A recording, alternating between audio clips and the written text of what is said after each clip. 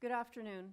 Due to COVID-19, Committee of Adjustment public hearings are being conducted electronically via WebEx webinar, an online digital platform, and streamed on the Toronto City Planning YouTube channel. Participants who registered in advance will be connecting to the hearing using a phone or compatible electronic device and are able to make their presentations to the committee using WebEx webinar. Participants will be muted automatically upon entry. When your item is called, participants will be unmuted one person at a time by the moderator. Please mute your devices until called upon to speak. Today, Committee of Adjustment is offering attendees the option to appear by video. Attendees who registered in advance to attend by video will be temporarily upgraded to panelists when their item is called. During this time, your camera will be enabled. You will only be visible during your 5 minutes allotted speaking time. At all other times, your video will be disabled and you will be reinstated as an attendee. Committee of Adjustment staff will be assisting us by moderating the WebEx webinar platform, including sharing presentation material received within the written submission deadline. Members of the public and applicants are not allowed to use the share screen function or any other panelist controls during a video appearance. The host will remove you from the panelist role if you fail to respect this instruction. My name is Nancy Oman and I will be chairing this hearing. Panel members participating via WebEx webinar who can be seen and heard are Peter Reed, Nimrod Salomon, Aaron Chang, and Joanne Hayes. We acknowledge that the land we are meeting on is the traditional territory of many nations, including the Mississaugas of the Credit, the Anishinaabe, the Chippewa, the Haudenosaunee, and the Wendat peoples, and it is now home to many diverse First Nations, Inuit, and Métis peoples. We also acknowledge that Toronto is covered by Treaty 13 with the Mississaugas of the Credit. In accordance with Sections 45 and 53 of the Planning Act 1990 as amended, this meeting of the Committee of Adjustment for the City of Toronto is called to order. The Committee of Adjustment considers applications for variances from the provisions of the zoning bylaw that apply to the property, permission to extend or alter lawful non-conforming uses, and consent to sever property to create new lots. Anyone attending today who wants to receive a copy of the committee's decision for an application must submit a written request by email to the general email address for the Committee of Adjustment, Toronto and East York District Office. Please include your name, address, and an email address. Committee of Adjustment and TLAB notifications and appeal updates will be sent by email only. If you do not agree with the decision of the committee, decisions may be appealed to the Toronto local appeal body known as TLAB, or in some limited circumstances to the Ontario Land Tribunal. Appeal instructions will be set out at the bottom of the committee's decision. Where an application is uncontested, the agent or applicant may proceed with the presentation if desired, and when the committee does not require a presentation, applicants are to advise the chair should they wish to speak to the committee. The committee may ask questions and/or take the matter into committee for a decision.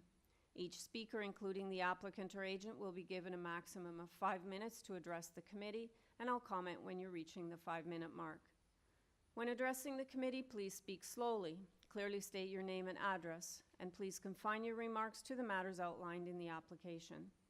The applicant or agent will proceed first with a presentation of the application, and then individuals either in support or opposed to the application will be invited to speak. Committee members may ask questions of each speaker after they have completed their presentation, and when all speakers are finished, the applicant or agent will be unmuted and will have an opportunity to rebut only those issues that were raised by the speakers. This will mark the end of the discussion and the application will be taken into committee for a decision. When a presentation is not required, panel members may ask questions and/or take the matter into committee for a decision. Please note, the committee may not entertain revisions to proposals at the hearing today. The committee may decide to defer the application if substantially revised to ensure the revised application is accurate and that all those entitled to notice are informed of the changes. Are there any declarations of interest from staff or panel members in this afternoon's time slots? No? Okay. Are there any files to be closed, Madam Deputy Secretary Treasurer? No, Madam Chair. Any deferrals you're aware of? No, Madam Chair. Okay, thank you. All right, let's start with item number 21, 624 Davenport Road. We have before us a copy of the plan of survey, site plan, floor plans, and elevations, and a previous decision affecting the property. I'm not showing any opposition speakers. Do I have the agent on the line? Good afternoon, Chair, members of the committee. My name is Barry Goldman. I'm the agent for this application. Okay, I don't think Please we, go. sorry, go ahead. Oh, we're going to say the same thing. I Yeah, expect. I don't think we need a presentation. We've got two variances before us. I'm guessing that there's going to be questions about the landscaping and if you can if there's any improvements possible. Certainly. So I'd suggest these variances are technical in nature. They do represent an improvement over the existing condition. We were before the committee previously to permit an additional dwelling unit in a converted garage. And so the existing condition there is a driveway. And the intention was to create a parking pad. Because of the length of time it takes to get a parking pad permit, we elected to go to committee initially.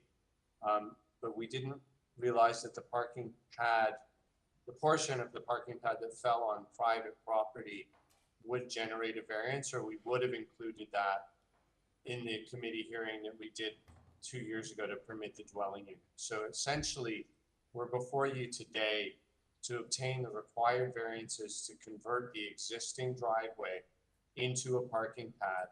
And we have added as much landscaped area as is possible on the existing property while maintaining sufficient hardscape to allow a vehicle to park. And again, currently it's all paved. It's an existing driveway, and we're really just trying to allow a parking pad in what was the driveway and to landscape everything that's not a parking and stage. Okay, thank you. Any other questions, panel members? Ms. Hayes? I was just wondering, the condition, you know, the last time you were before the committee in 2020, you asked for a variance so that there'd be no parking spaces. And there was also a condition of transportation that the curb cut be restored, etc. If I heard you correctly, it was always your intention to have parking or maintain parking at that site. I just would like to understand why that wasn't raised at the previous committee meeting, because that condition was imposed and those variances were granted with that condition. So it's the intention of the city when a driveway is rendered not a driveway anymore, that either a parking pad permit be obtained to make it a legal parking pad, or that the curb cut be removed. The city doesn't, if you remove the garage, then the driveway is no longer considered a driveway, so the curb cut should be removed. I did speak to planning staff about the intention to put the parking pad in. We weren't attempting to mislead anyone, including the city. It was just an order of operations issue. And at the time, speaking to the planner, the discussion was because the parking pad permit had gone in simultaneously. It was just a timing issue. And I'd suggest the wording should have been if a parking pad permit were not, I didn't understand that the parking pad was going to generate a variance, so I would have put it in at that committee hearing as well. But the reason why they'd asked for that was because there was no parking pad permit. But it's kind of a chicken and egg thing. Parking pad permit takes about 18 months. And again, I did discuss it with the planner, and we decided it made more sense for the owner to construct the dwelling unit and put someone in there and start getting rent back while we were obtaining the approval for the parking pad, because that could happen later. So the intention was to go for the parking pad later, and the idea was that once the parking pad is permitted, the requirement to remove the curb cut becomes moot. Because of course you wouldn't ask for a curb cut to be removed if you're permitting a parking pad. We did realize after that other decision that we needed to come back to you again in order to obtain the landscape variances. The landscape variances were not part of the previous decision because the existing driveway is fully hardscape. But because that condition was imposed, we needed to go back and obtain the variances to permit the parking pad. So I hope that makes sense. If you'd like, you could put a condition if the parking pad is not permitted, because that's a separate application, then there'd be no reason to maintain the curb cut. But we are in for the parking pad permit already, and it was just, we got to a certain point with the parking pad permit where we realized we needed these variances to permit the parking pad. So we're kind of there. I hope that made sense. Okay, it just seemed, that it could have all been done as part of the initial, It should have been. You are application? absolutely right.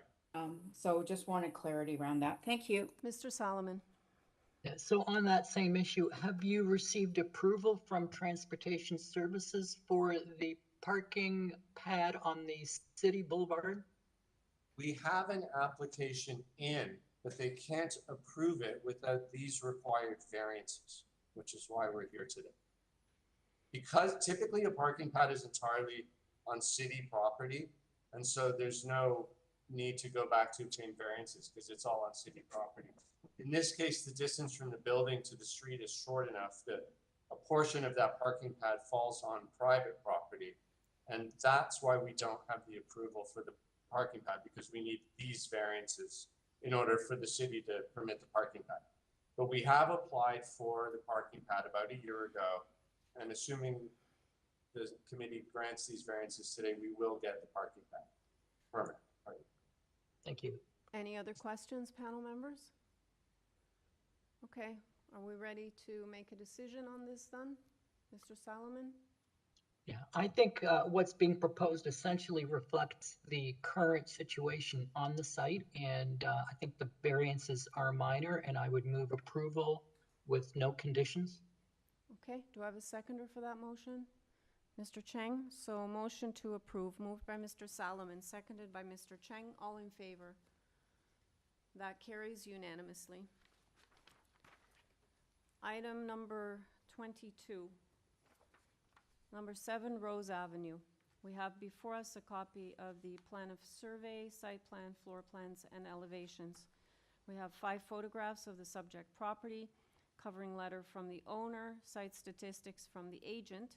We have email correspondence from Heritage Planning, and they don't have any concerns. Forestry's asking for condition number 2, correspondence in support from properties on Rose Avenue, including number 9, which is adjacent, and also, let me see here, Winchester. We also have support from Winchester Avenue. Okay, do I have the agent on the line? Yes, you do. It's Monica Kuhn, architect and agent for the owners. Okay, I don't show any additional speakers. We have 2 variances before us. Any questions for the agent, panel members? Okay, Monica, we don't have any questions. We're ready to make a decision on this. Anything you want to add that's not in the submissions?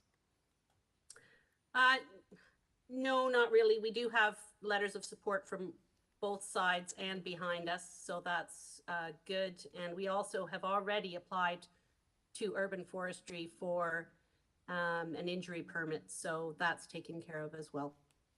Okay, thank you.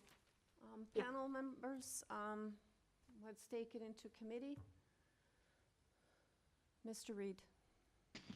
Thanks, Chair. I think these are extremely small variances that are being requested, both in amount and impact. And I think that the fact that the applicant has support from the immediate neighbors reflects that. So I would move approval of the application subject to urban forestry condition 2. Okay, do I have a seconder? Ms. Hayes, so motion to approve, including the forestry condition, moved by Mr. Reed, seconded by Ms. Hayes. All in favor? That carries unanimously. Thank you. Item number 23, 59 Westminster Avenue. We have before us a copy of the plan of survey, site plan, floor plans, and elevations, an explanation of the variances from the agent, And we have support from residents on Westminster Avenue, including 61, which is adjacent. Do I have the agent on the line? I'm not showing any other speakers. Yes, hi, I'm Angus Skeen. I'm the architect and agent for the application. Hi. I don't think we need a presentation. Let me see if there are any questions. Panel members? Okay, Mr. Skeen, we don't have any questions. Ready to make a decision? Anything you want to add before we take it into committee? That's not in No. the material. Okay, I think it stands for itself. Thank you. all right. All right, panel members, let's take it into committee for a decision. Mr. Solomon? Yeah, I think that the variances proposed are very minor. The actual size of the addition is very small, 4 square meters on the second floor, and the changes to the front fit with the character of houses on the rest of the street. So I would move approval with no conditions. Okay, do I have a seconder for that motion? Ms. Hayes, so motion to approve, moved by Mr. Solomon, seconded by Ms. Hayes. All in favor? That carries unanimously. Thank you. Item number 24, 12 Waller Avenue. We have before us a copy of the plan of survey, site plan, floor plans, and elevations, correspondence in opposition from the Swansea Area Ratepayers Association. And I am showing 3 speakers. Do we have them all? All right. Do I have the agent on the line?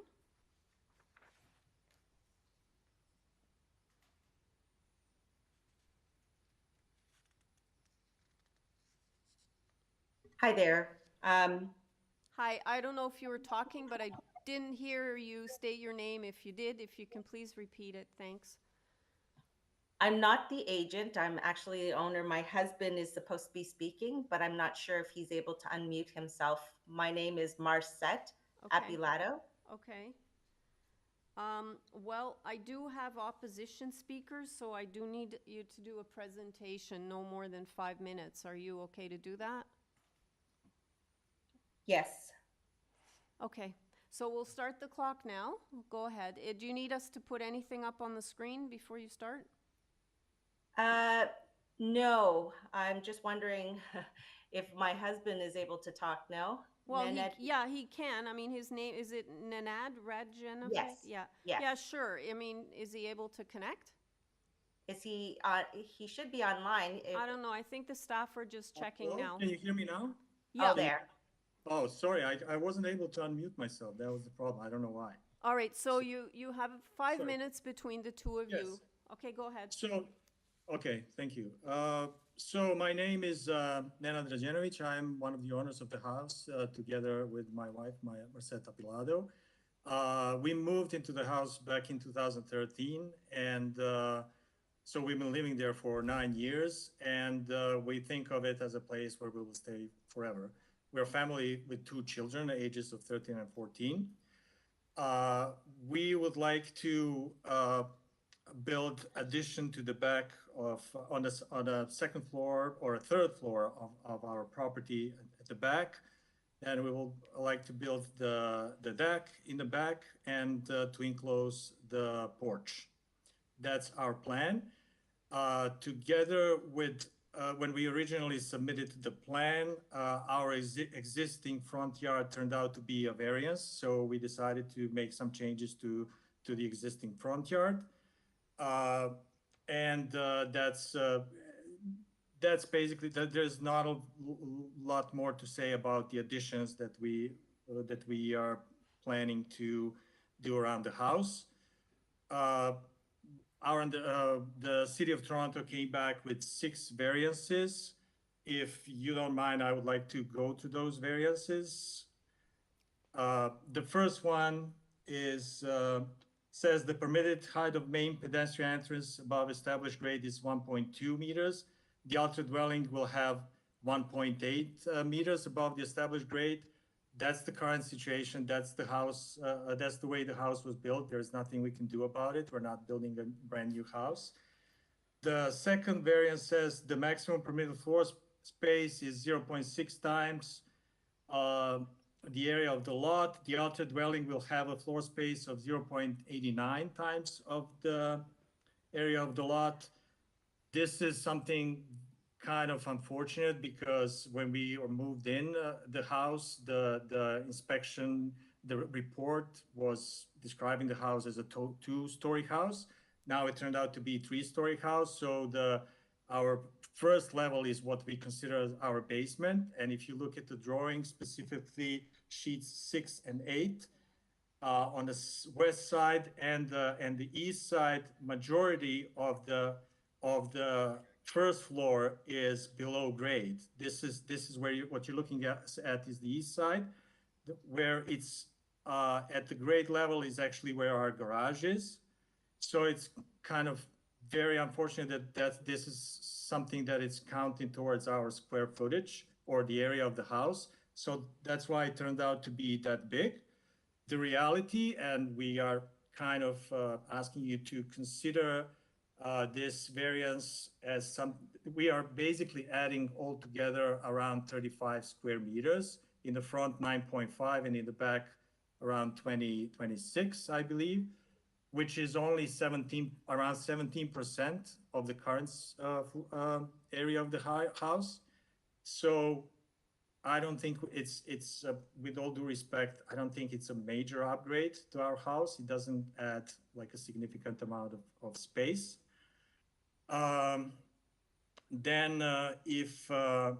And even with this increase, the house will still be the smallest in the street, aside from the 14-waller, which is on the west side of our house, which is identical to ours. If I can move to the variance number 3, the minimum required side yard setback is 0.9. The altar dwelling will be located 0.3 from the side. We understand that that's a concern. That's a concern. We spoke to our neighbors about it, and we suggested that we can change the plans there and have on the west and the east side, on the side of the house, instead of 2 feet, we can maybe extend it to 1 foot.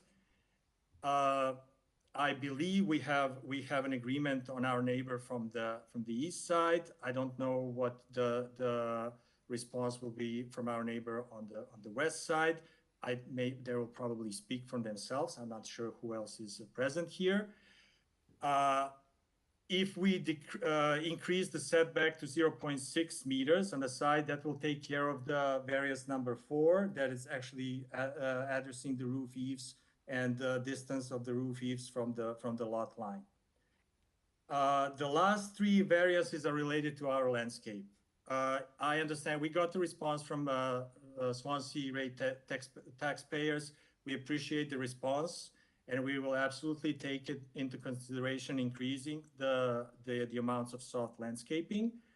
The main purpose of this change is to move the stairs from where they are right now to the back of the front yard, because on our side there is no sidewalk on our side of the street. There's no the car parking on the side, and I'm sorry to cut you off, but I need you to wrap up. You're almost at 5.5 minutes. I understand. I need just 30 more seconds if possible. So it's extremely dangerous because the stairs are actually ending on the street, and I've seen people going down the stairs stumbling and finishing on the road. And usually the drivers do not follow the speed limit there, and it's an issue for us. It's a safety issue for us. So also we would like to. Okay, I really have to stop you here because it's 6 minutes.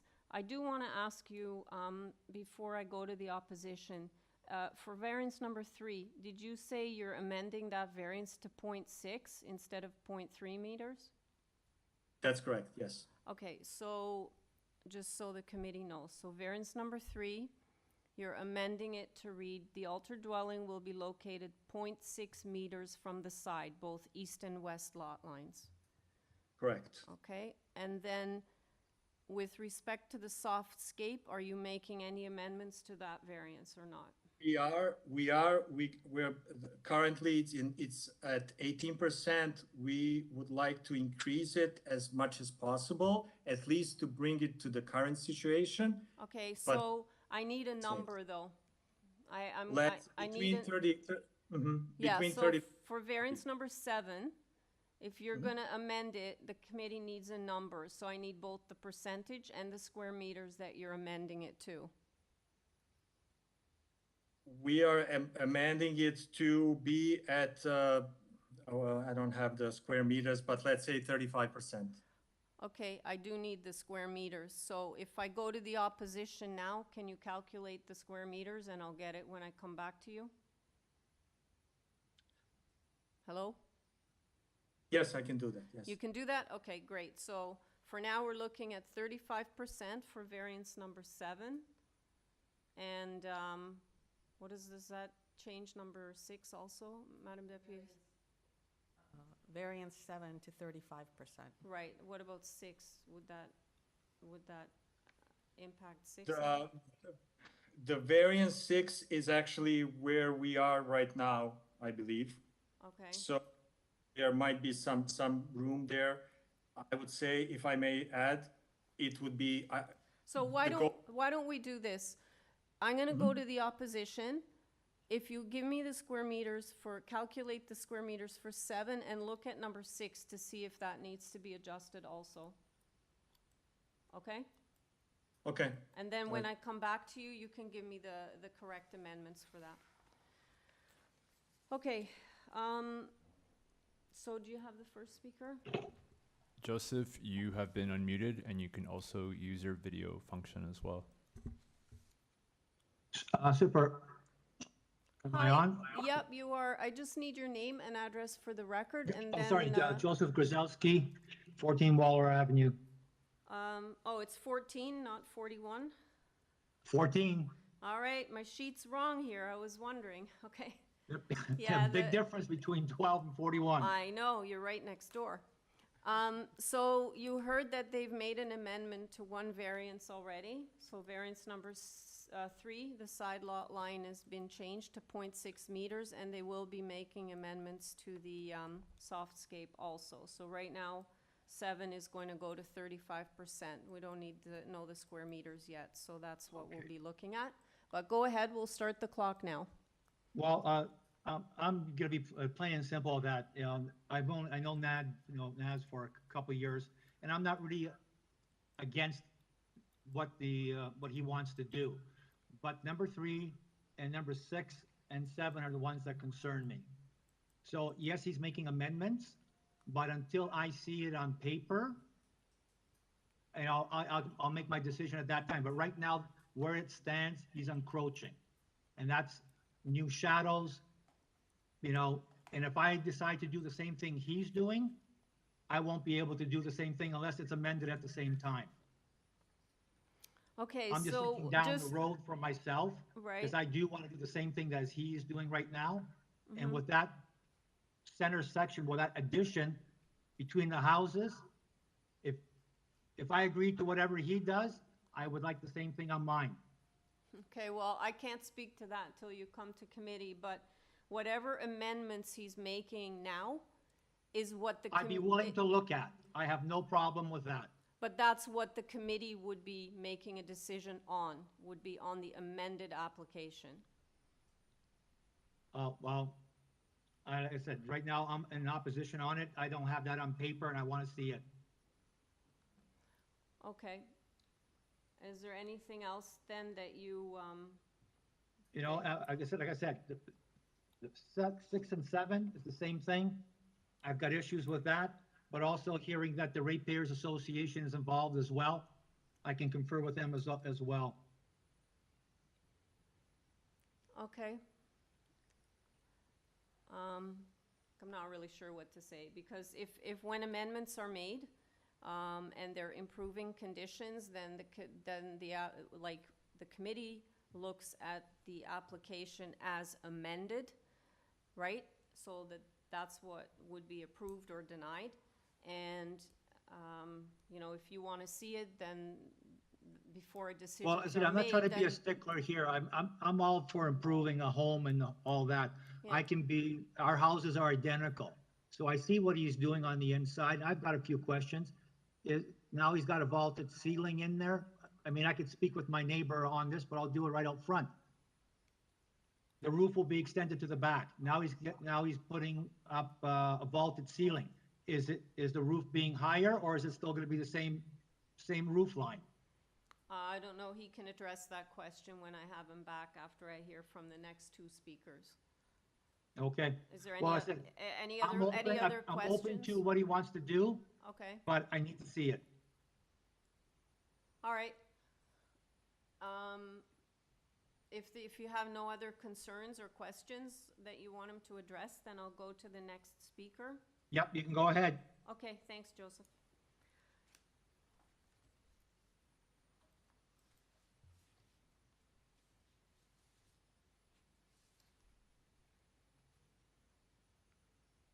Jamyang Tenzin, you have been unmuted.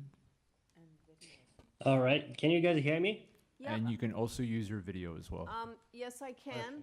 And if you can identify yourself for the record, please, name and address. Okay, so thank you. Good afternoon, everyone. And my name is Njanyam Tenzin, and I'm the owner of 10 Waller Avenue. Okay, sir, you have 5 minutes starting now. All right, thank you very much. So regarding the 12 Waller Avenue proposal, I do not have any objection to number 1, number 2, number 5, 6, 7. So especially, if he's going to amend, that's perfect. If not, I don't have any objection for these numbers. But as for number 3 and number 4, I have a few clarifications to be made. I think Nanette, the owner of 12 Avenue, 12 Waller Avenue already amended in number 3. So he originally requested for 2 feet extension, but now he's changed it to 1 feet. And I think I'm okay with 1 feet, but not the 2 feet, which he already amended, but not reflected on this drawing yet, because this is the old drawing. He has to update the drawing. So for the number 4, we also had a conversation regarding number 4, and he told me that he's not going to do any amendment. He's going to stay with the limit of the bylaw. So for that, I think he forgot to address number 4. But other than that, I don't have any questions or concern. Just these 2, I just want to put on the record.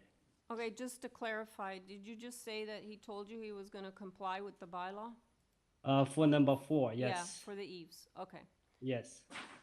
All right, so we'll ask him about that then. All right. Okay, thank you, sir.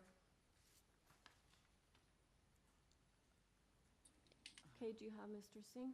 Thanks. Nicholas Singh, you have been unmuted.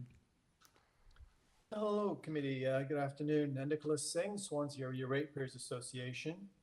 It sounds as if this would have been a good opportunity to have this one deferred so they could meet with both the association and the neighbors to clarify what the situation is.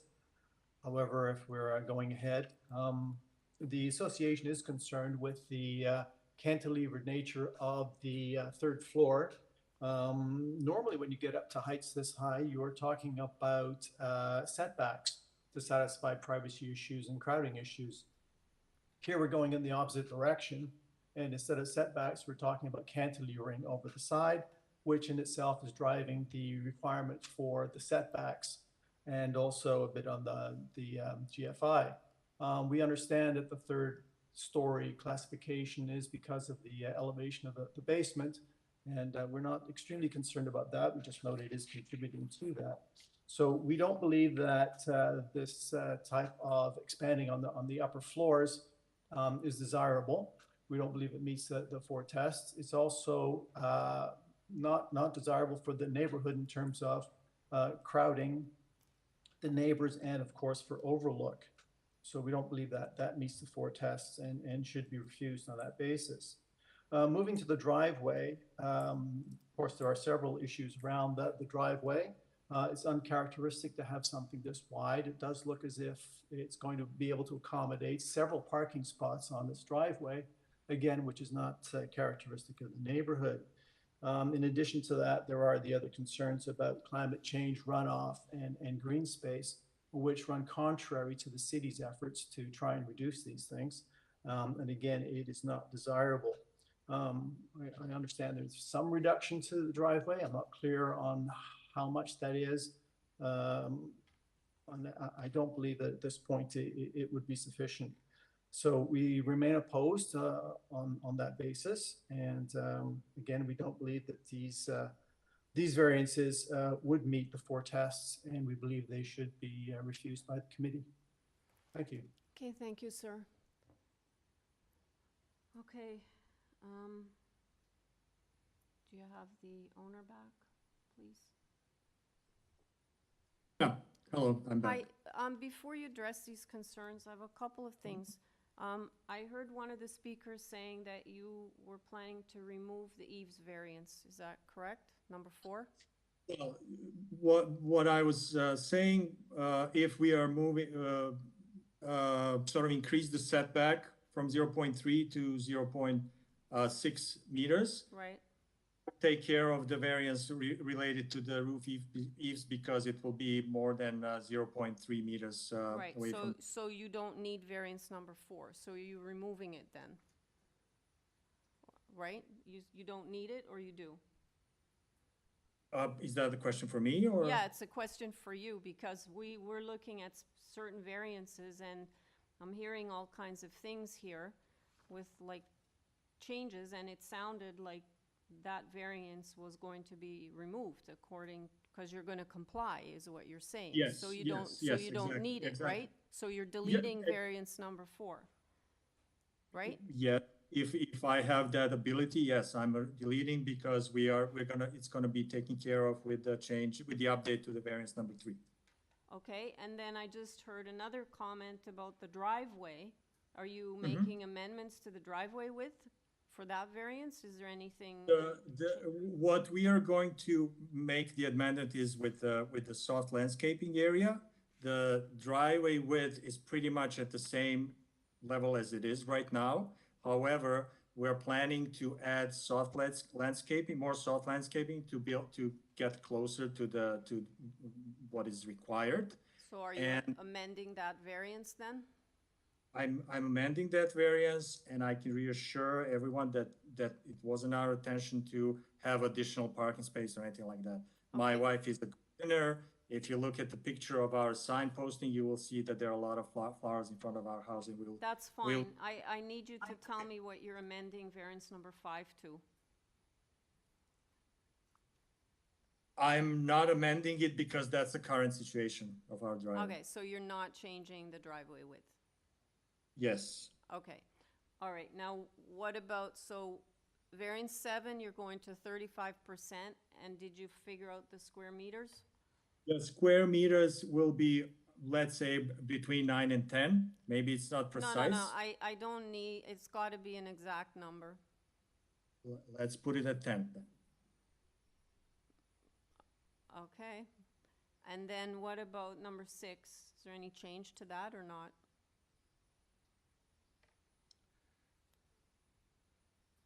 I don't think so. I mean, the difference is only 8%. I think this should be considered as minor. Okay, well, whatever gets approved here is what you're gonna have to stick with. So if you're just coming up with numbers on the fly here, it might be better to defer it, and I'll give you a chance to talk to the Swansea Area Ratepayers Association, as well as having your neighbors see things, and then come back, and perhaps the opposition will no longer be in opposition, depending what you're amending. That might be in everyone's best interest at this point, as much as we've spent some time on this now, but it sounds like the 10 square meters might not even be the right number. Like if you can't be guessing at numbers with the amendments. And I understand. Yeah, so I'm just making the suggestion here. It would be probably in your best interest to consider a deferral.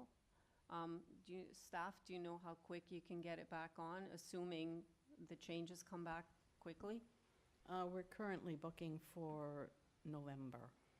So if you can have a meeting with the Swansea Area Ratepayers and the neighbors that spoke today, get your numbers in order Look at the variances, you know, whether there's any more changes you can make that are going to help mitigate this, and then come back. I think that'd probably be the better thing to do. Okay, if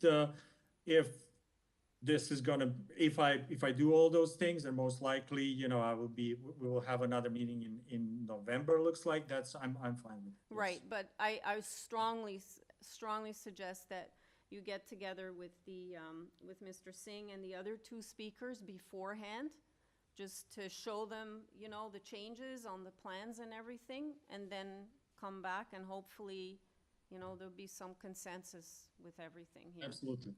Okay, Absolutely. so the committee's gonna vote on a deferral then. I do have a quick Yeah, question. go ahead. About the driveway width. Is there a planter boxes running along the entire depth of the driveway? Because they don't seem to show up on your site plan. On the left, right, currently there is a section along the walkway that with the soft landscaping where the flower is. However, we're asking for that wall to be moved more to the, if you face the house, to be moved to the left, as you can see, in line with the stairs. So the additional landscape will actually be in the area between the new stairs and the street. That's where we're hoping to add additional landscape. But the width of the driveway is pretty much the existing width. Well, just to clarify that, you're actually widening the driveway if you are removing those concrete planters, because they will be gone and the driveway will be expanded into Yes. that area. Yes, but we're planning to add soft landscaping that will basically get to the point where the current wall is. So we're hoping that, you know, that will basically reduce the driveway width if we add the soft landscaping there. Well, is that, you know, when I look at your site plan, it appears that the driveway is actually being widened, and I think that's a concern. You know, I think if you're going to relook at this, that's something to look over again. Okay, look, So- maybe, go ahead, sorry. No, I was just gonna say, I think that's a suggestion from Mr. Solomon, because if we're gonna I defer understand. this, I'd kinda like to move forward with the deferral, unless there's anything else a member has to suggest that the agent or applicant looks at. Okay, so that was a suggestion that Mr. Solomon would just like you to take what he said into consideration when you're looking at improving the driveway width and the softscape. Okay? Absolutely. Okay, thank Yes. you. Okay, panel members, you. let's take it into committee, so we're voting on a deferral. Ms. Hayes? Thanks. Given the desire to have more certainty with respect to what the amendments are going to represent in terms of the plans, and to allow exacting calculations with respect to the landscaping, I would agree to move a motion to defer the application, provided that the applicant share the new plans with the parties that have spoken today prior to returning to the committee.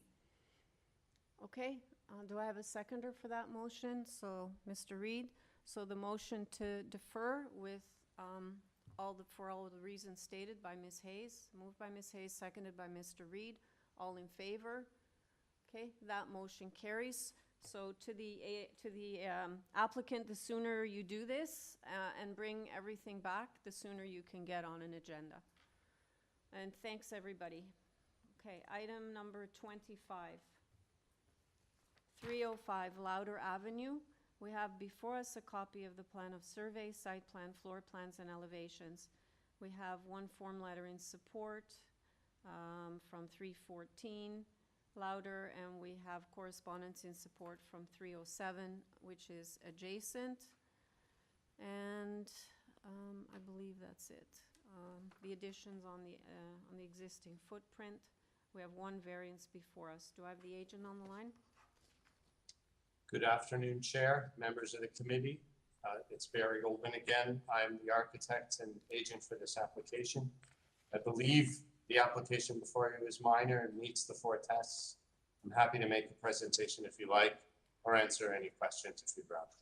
Okay, I don't think we need a presentation. I do have do we have that speaker that's listed? I do have a speaker listed, but they're in support, so I'll just, I guess, do they want to speak? I don't know. I leave that with the committee. If they're in support, but I'll leave that with you. Yeah, Mr. Bernard, is it Leighton Bernard? That's correct. It's Leighton Bernard here. Hi. I'm at 307 Lauder Avenue. Hi, did you want to just take a minute to give your support, or you're just... I think my writing is clear. I've spoken to Paul and Melissa, and I don't have any concerns. I've looked over the drawings, and I think what they're doing is just fine for me. Okay, thank you very much. Panel members, do you have any questions? Okay, Mr. Goldman, we're ready to take this into committee. Anything you want to add? Nothing to add. Please proceed. Thank you. Okay, we're in committee, panel members. Ms. Hayes and then Mr. Solomon. Hi, I think what's being proposed here is indeed minor. I think it meets the 4 tests. I think that the way that the roof has been designed, the change will have little, if any, impact over the existing built form. And unless my colleagues have any further comments, I would like to move a motion to approve the application with no conditions. And Mr. Solomon, are you seconding? Okay, so motion to approve, moved by Ms. Hayes, seconded by Mr. Solomon. All in favor? That carries unanimously. Item number 26, 159 Bastedo Avenue. We have before us a copy of the plan of survey, site plan, floor plans, and elevations, a covering letter from the agent.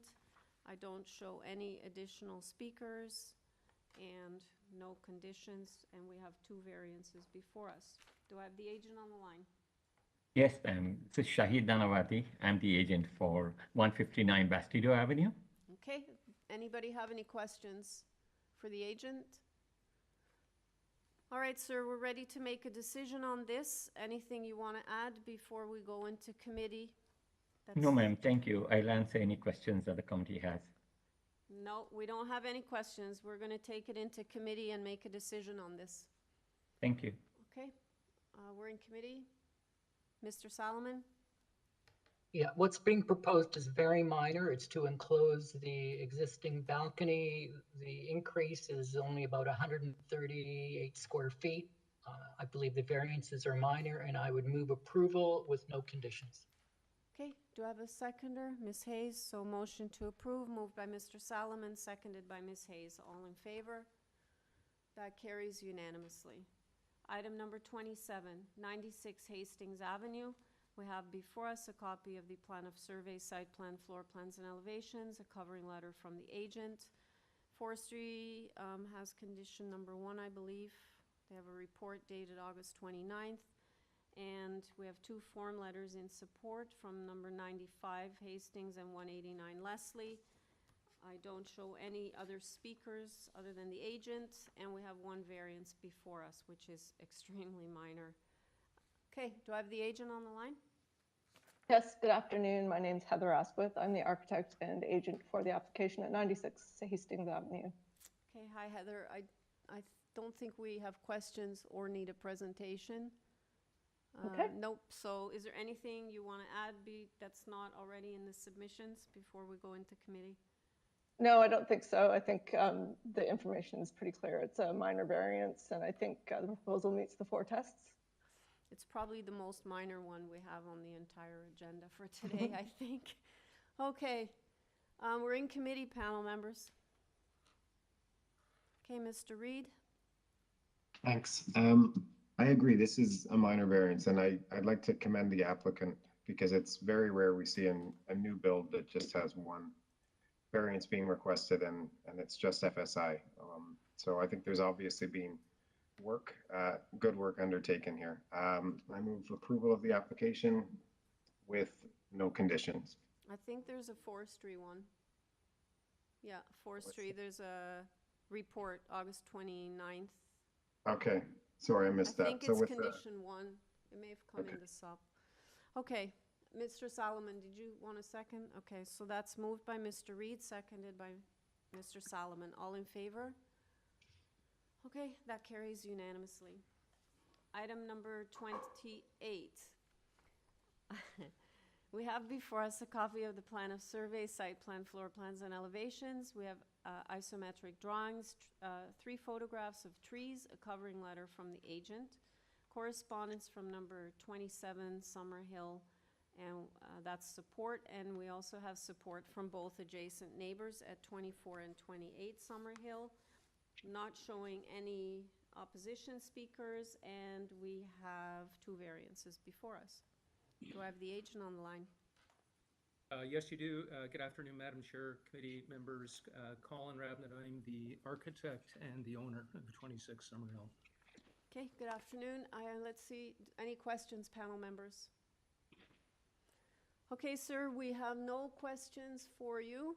Don't need a presentation. Anything you want to add that's not in the submission before we make a decision on this? No, I think all is good and self-evident. Okay, thanks. Okay, we're in committee, panel members. I don't know who was first, Joanne or Go ahead. Nimrod, so take your pick. Go ahead, Joanne. Okay, thanks, Nimrod. I think what's being proposed here is indeed minor. It's certainly not out of character for other improvements in this part of the city. I think what's being designed is quite smart and has considered the impact on neighbors, and I think that it meets the 4 tests under the Planning Act. And I'd like to move a motion to approve the application, no conditions. Okay, and do you want to second it, Mr. Solomon? Okay, so motion to approve, moved by Ms. Hayes, seconded by Mr. Solomon. All in favor? That carries unanimously. Item number 29, 63 WOODYCREST Avenue. We have before us a copy of the plan of survey, site plan, floor plans, and elevations, 2 photographs of the front and rear yards. We have planning asking for a condition to plant a tree in the rear. And then I believe that one of the variances is to be, well, actually that it's to be amended, the variance to 42%, but I'll double check with the agent. Okay, do I have the agent on the line?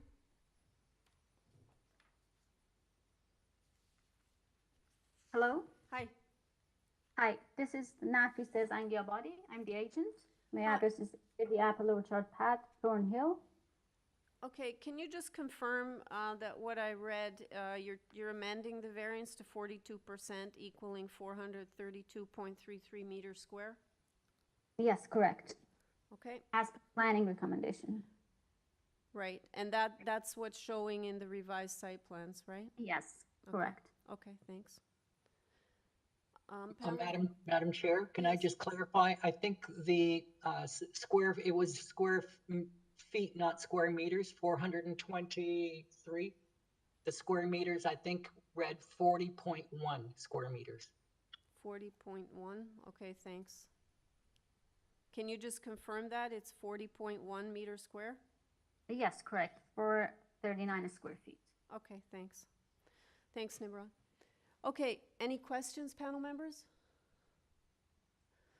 All right, we're ready to take this into committee. Anything you want to add before we go into committee to make a decision? Afiche? No, I'm fine. Okay. All right, panel members, we're in committee. Mr. Solomon. I think that the variance is minor. It's a slight improvement from what they were originally requesting, and I would move approval subject to community planning condition. Okay, do I have a sec? I'm sorry, and that's as amended, right? That's correct, as amended. Okay, and Joanne seconds, so that motion to approve, including the planning condition to plant a tree in the rear yard, amending the variance to 42%, which equals 40.1 meters squared, moved by Mr. Solomon, seconded by Ms. Hayes. All in favor?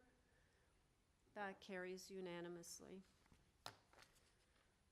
Okay, next item is item number 30, 41 Henry Street.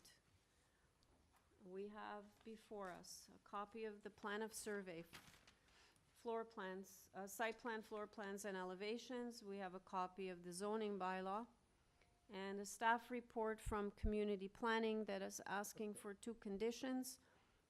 Planters on the rear 3rd floor terrace, as well as permeable pavers in the front and rear of the existing walkways. We have correspondence in opposition from number 46. And I do show opposition speakers, 3 of them. Okay, do I have the agent on the line? Good afternoon, Madam Chair. Kyle Kadra. Hi. Present. If I can ask you to do a presentation, please, no more than 5 minutes, and then we'll go to the opposition. Sure, Madam Chair. So we have an application to convert an existing semi-detached single-family dwelling to a 3-unit dwelling. We went through a cycle of review through the planning department, and we discussed some changes and proposed the green roof and the additional green landscaping and the impermeable pavers. So we're definitely in support of doing that. Then we received comments from the community, from the association in the area. And we have gone back and forth with them to make some changes. The main concern was about the changes we're proposing on the front elevation. So today I sent the Committee of Adjustment a new set of drawings and an updated zoning notice and a cover letter showing that we will be addressing the recommendations from the community. We're no longer going to be changing the roof on the front facade, and we're going to be maintaining the same look as it is existing at this point. We're also showing the location of the garbage bins and the path. We explained that to the community. The variances did not change, Madam Chair, and this is why I would ask you, if you decide to approve this application, to tie your decision to the plan submitted today, dated September 6th. Sorry to cut you off, but you do understand the committee hasn't seen these plans, right? Yes, Madam Chair, I do understand. We're not increasing anything in any way. The variances would remain the same. We're just going along with the recommendations of the community to maintain the front facade as it is existing. Okay. That's a brief summary. I mean, I would like to hear from the community, and maybe if they still have any concerns, I'll be able to address them, Madam Chair. Okay, staff, do you have that new site or whatever plan that you can show us or not? I mean, I don't know, panel members, staff got the plans today. We haven't seen them. Just before I go to the... Yes, Madam. No, I'm talking to my panel. I'm talking to my panel members for a second. How do you feel about looking at it? If it is truly only the design of the front of the building, and we can see that and have clarity that that makes no change to the variances, if we can see that plan, I'd be okay with proceeding, but that's my thought, but I want, if that's the only change. Okay, and Mr. Kadra, the community, and I will go to the opposition, they have seen these plans?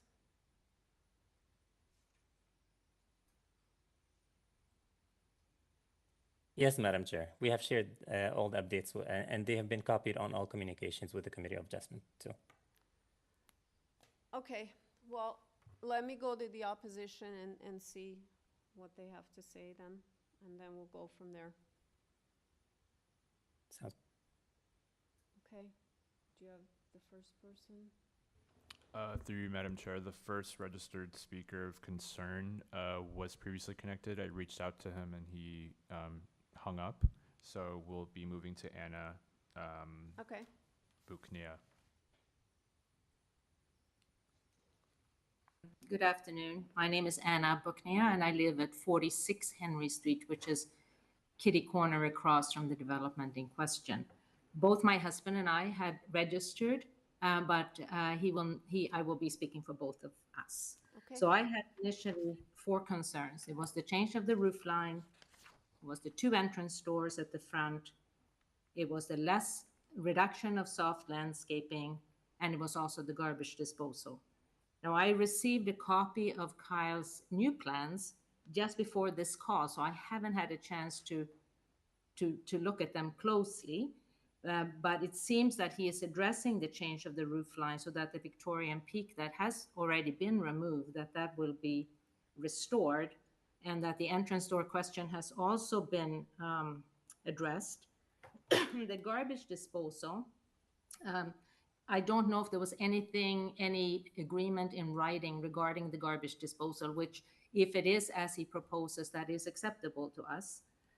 The one question that remains for us is the reduction in soft landscaping, which is going from, I believe it was 75% down to 38%. So those are my comments. Okay.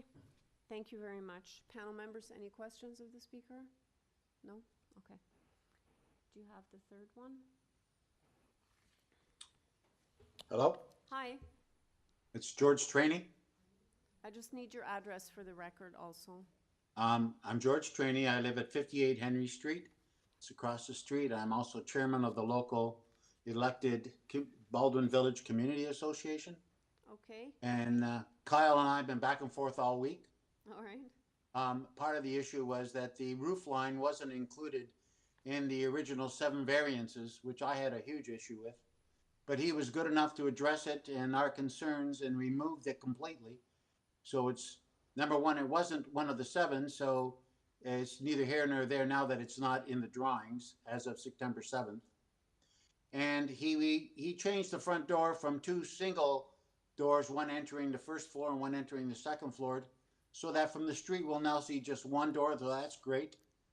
And generally speaking, I personally don't have an issue with his need for a basement entrance. Basement entrance to apartments are quite normal on the street and make for a very safe basement apartment. I can't, and by leaving the facade as close to the original above that level, it seems like a brilliant trade-off.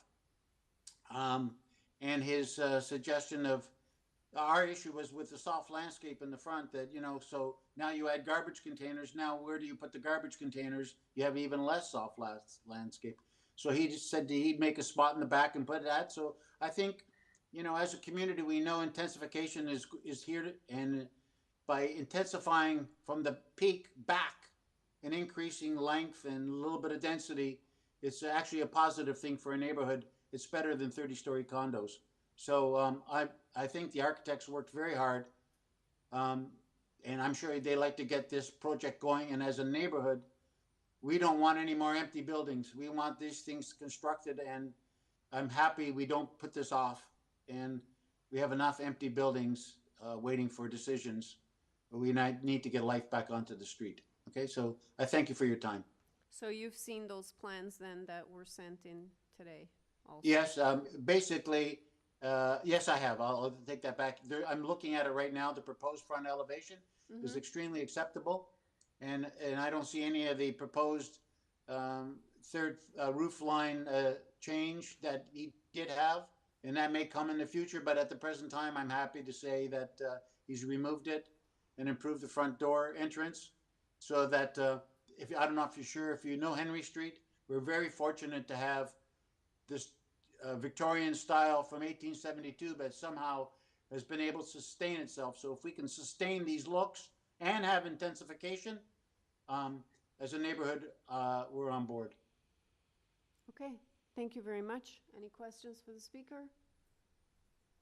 Okay, any luck reaching that first speaker or not? No, okay. So let's go back to the agent. Hi, Madam Chair. So I want to thank George for the support and follow-up to get this done. In terms of Anna's comments, I just want to differentiate between 41 Henry, which is our application, and 39, which is the adjacent property, who did make alterations to the roof. We have not made any alterations to our roof, and we want to maintain the existing roof in the same condition. In terms of the landscaping, that was also a similar concern from the planning department, and we kind of offset it by adding additional green roof and additional greenery within the property.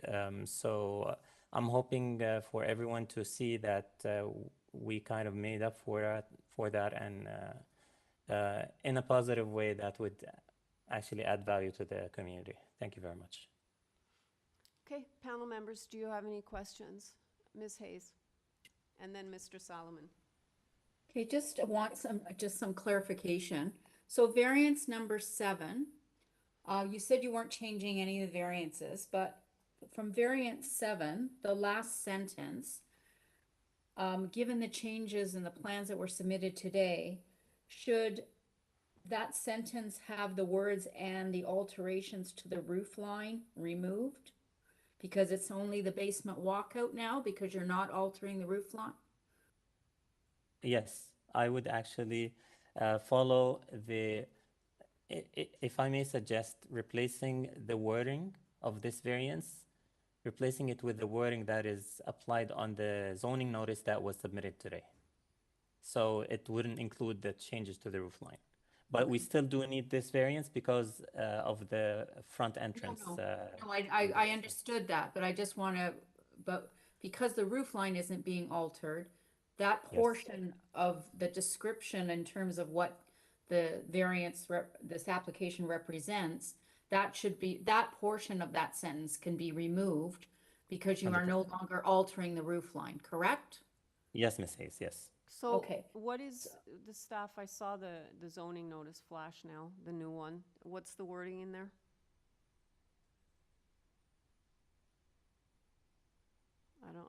The numbering's different, so where is it? It'll be number 10, Madam Chair. 10, on the notice. okay. Yeah. The proposed so the proposed addition alters the front main wall that faces the street. Is that what we should go with then, Madam Deputy Secretary Treasurer? Just let me read it. Just the last sentence, I think. Yeah.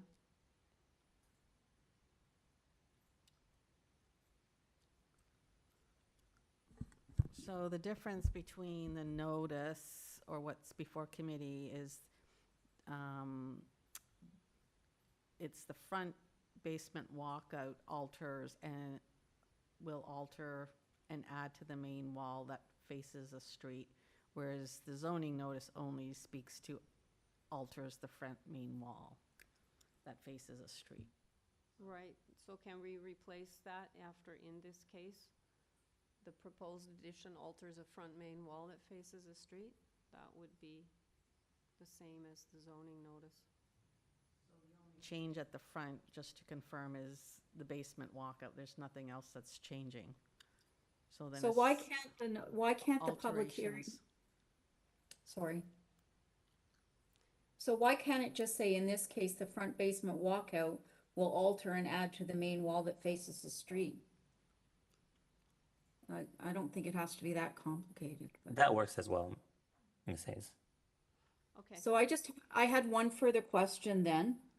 So the planning report had attached conditions with respect to screening and some other matters.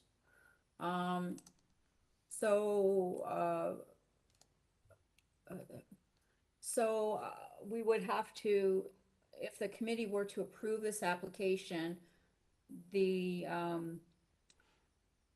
and wanted to adopt the conditions of the planning report, we would have to change the date on these to say received by the committee September the 7th. Okay, and are you fine with the conditions proposed by planning? Yes, Ms. Hayes. Yeah. Thank you. Okay, Mr. Solomon, did you have a question? They were basically covering the same points that Ms. Hayes had mentioned. Okay, anyone else have a question? Mr. Reed? Thanks. I just want to confirm it on the new revised zoning sheet that looked like there were 10 variances, but we only have 7 before us. Is that, can you clarify, please? Yes, Mr. Reed. The first 3 variances are pertaining to development charges, which actually may be omitted as per the new amendments made by Council for development charges recently. So those are not within the purview of committee, in my opinion. Yeah, understood. Thanks. Any further questions, panel members? All right, seeing none, let's take it into committee then.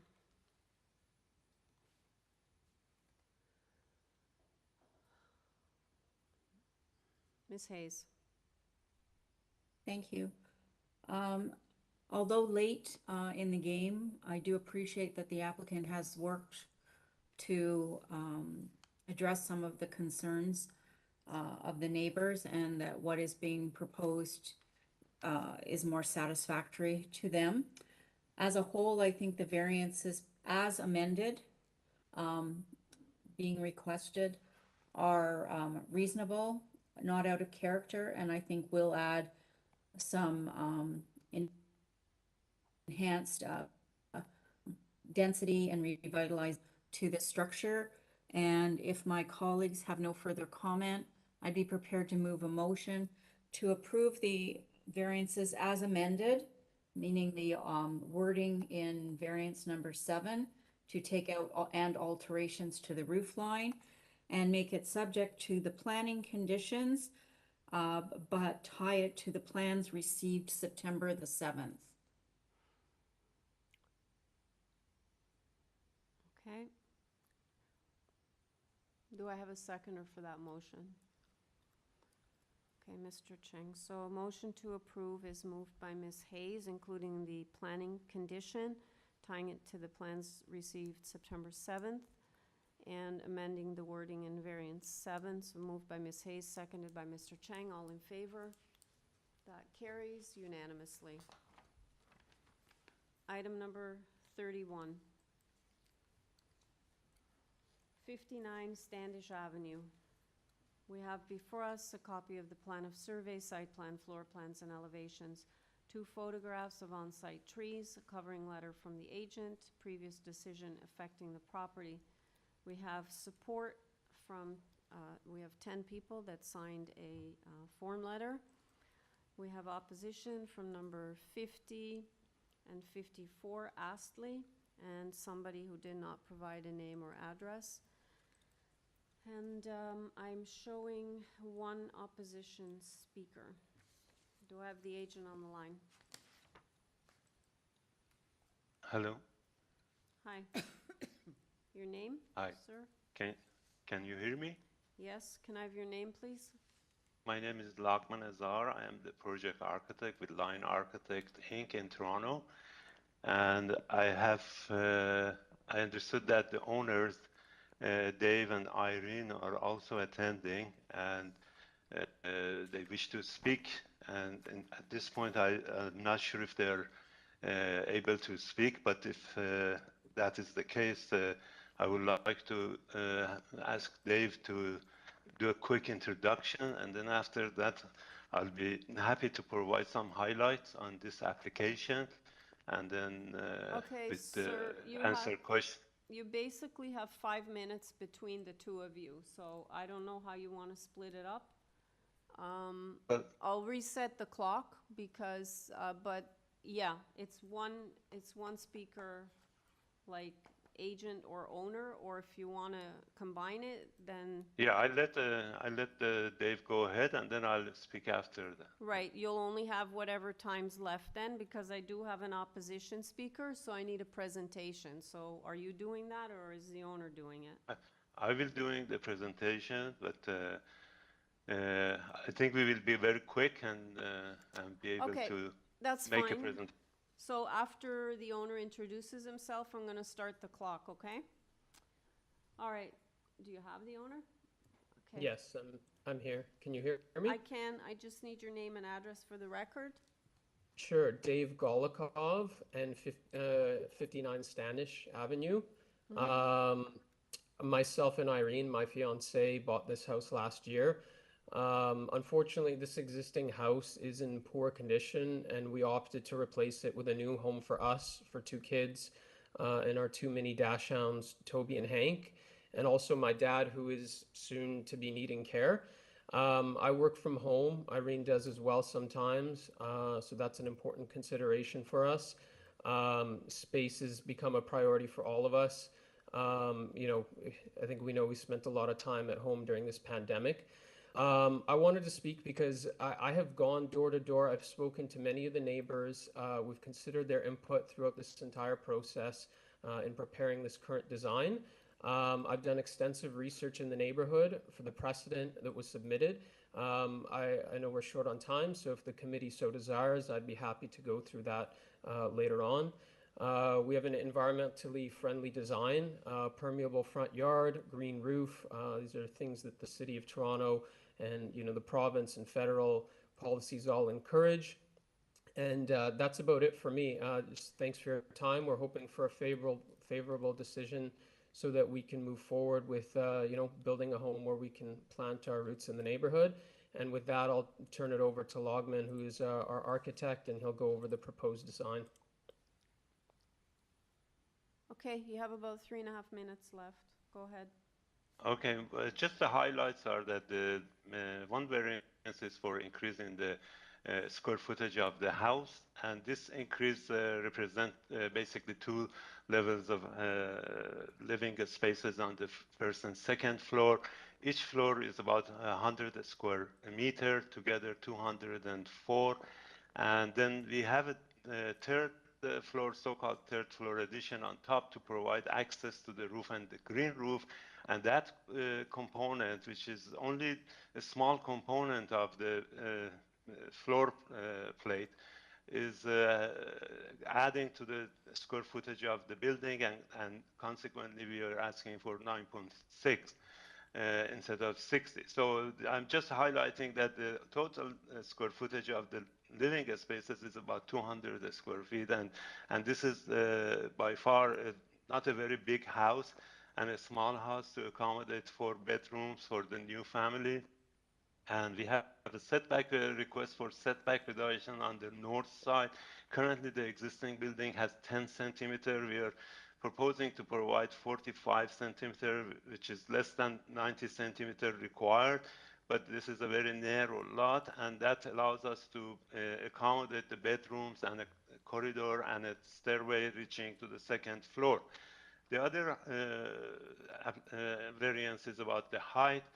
I think that the height is divided in the committee's language to 2 parts. One is that the third floor, which is, as I explained, is the only component, a small component of the structure that raises above the main roof to provide access to the green roof. And the other two variants about the height is about the main front wall. And the bylaw requires 2 pairs of wall to be 7.5 meter. In this case, we have 3 walls at 7.5 on 3 sides. Only the side that includes the extension above the roof is the one that exceeds beyond 7.5. And the variance is about the front yard is basically we are providing less than 50% landscape requirement, which is 41%. And that is, the reduction is primarily from the hard landscaping, and the soft landscaping is still is the same as if you calculate the 75% of the 50%. And so with that, I think I conclude my presentation, and I'd be happy to answer any question or any further clarification that you may require. Okay, thank you very much. I'm going to go to the opposition first, and then we'll have you back. And the members will ask any questions at that time also. Do you have the opposition? Ted, you've been unmuted.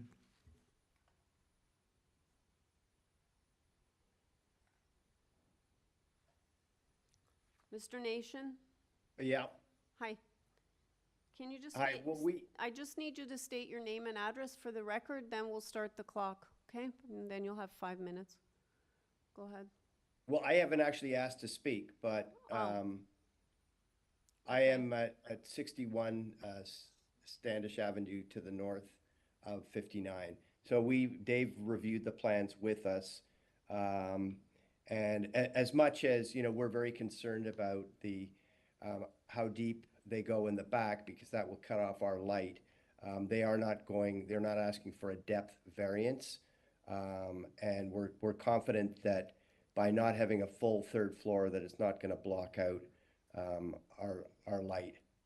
So, you know, although we obviously, you know, a change in the status quo, you know, has all sorts of, you know, concerns for us, you know, on balance, we think it's a good plan, and we're not posing any objections to any of the variances. Okay, thank you very much. All right, panel members, do you have any questions for Mr. Azar? Okay, let's take it into committee for a decision then. Ms. Hayes? Sorry, Chair, I just do have one question. Okay. So the roof access to the green roof, is that, you have guards there, because is that amenity space, or is it simply to monitor to look after the green roof? Are you proposing that the roof be amenity space as well? No, ma'am. The roof is primarily green roof, and which is one of those features that highly encouraged by a variety of government levels, and also it's good for the environment and reduces the heat island effect.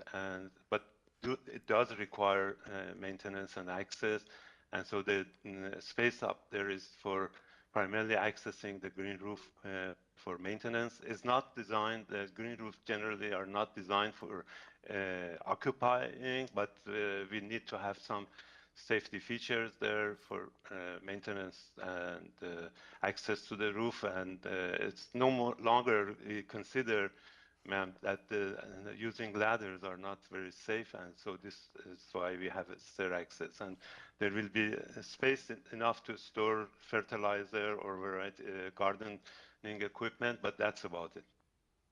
Okay, Mr. Solomon.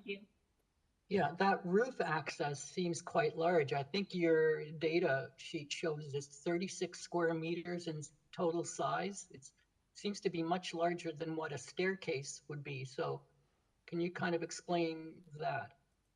Yes, sir. I think the space there is, I believe it's 40 square meter, and there's a room for people to come and go.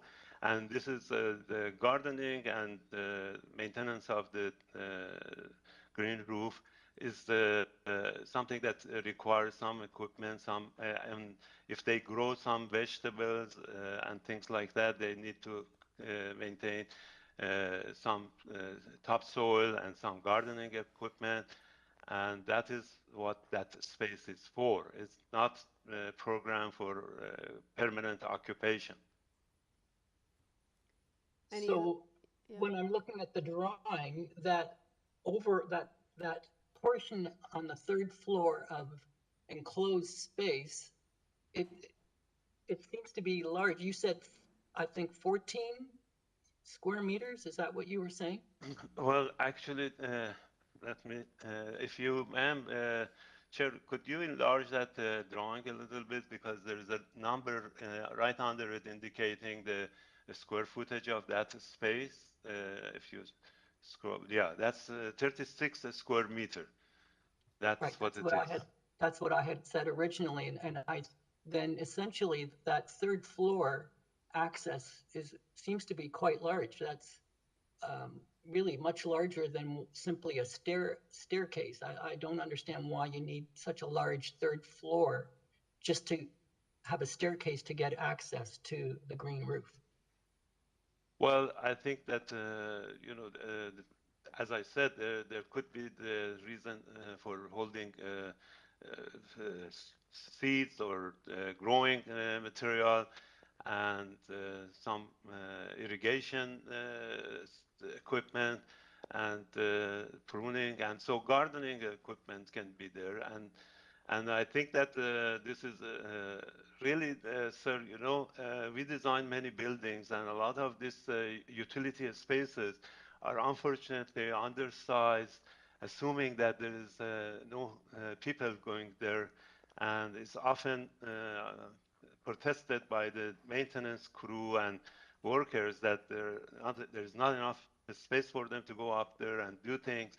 So it's potentially one can reduce that space and maybe a little bit, but I think that being on the generous side, in my experience, has proven much more beneficial for the future needs, and then convenient access to the roof, and safer for the people to come and go bring equipment if they have to.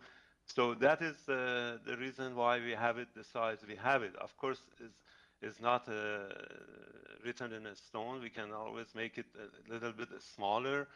If that would help the approval of this application, I be very happy to do so.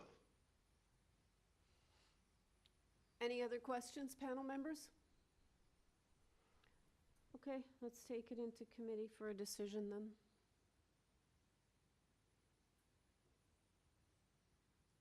Mr. Reid. Thanks, Chair. I think this is a nice project, and I think that it's in the shortcomings that it has in terms of landscape. I think they've made up for with permeable pavers and the addition of this green roof. I think the massing has been addressed well, stepping back on the third floor to minimize impacts on the neighbors and to fit in with the general pattern of development in the area. So I think it's an admirable project, and I move approval with no conditions. Okay, do I have a seconder? Ms. Hayes? All right. I wondered if Yeah. Mr. Reid would consider a friendly amendment with respect to the permeable pavers for the driveway that are shown on the drawing. And I just didn't know whether or not the location of the rear terraces at the second and third floor at the rear had any overlook issues that might be improved by privacy screening. That would just be my suggestion.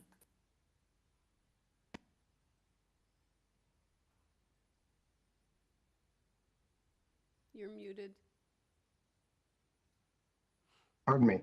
Certainly for the site plan, tying it to the plan for the permeable, I think that makes sense. And I'm not certain if overlook is an issue. I'll have a look, and if any other members want to weigh in, that would be great too. Mr. Chang, I saw your hand go up. I don't know if you wanted to second the motion, but did you want to weigh in on the overlook issue at all? Well, personally, I think if there's no other neighbors complaining, and generally I don't like concealing the patio or the terrace. I think it's kind of antisocial. So my preference is to keep it open. Okay. So, Mr. Reid, have you reviewed it, or do you want? I mean, it's coming off a bedroom and it's relatively small, so. No, I'm okay with that. It's step back. Wasn't concerned about the ground floor. Second floor is very small. I just looked at it again. And the third one is step back a bit, and it shouldn't be accessed much because it's for the green roof only, not amenity space. So I'm okay with no screening. Okay, thanks, Joanne. Okay, so the motion then is moved by Mr. Reid, seconded by Mr. Chang, with a condition for permeable pavers and to tie it to the site plan. Is that correct? Okay, so all in favor? That carries unanimously. Okay, the final item in this time slot is 48 Brooklyn Avenue. We have before us a copy of the plan of survey, site plan, floor plans, and elevations, an arborist report prepared by Shady Lane Expert Tree Care, 6 form letters in support from residents on Brooklyn Avenue, And I'm not showing any opposition speakers. Do I have the agent on the line? Yes, my name is Sabal Methnu from QBS Architects, 1670 Bayview Avenue, Unit 401. Okay, panel members, do you have any questions for the agent? No?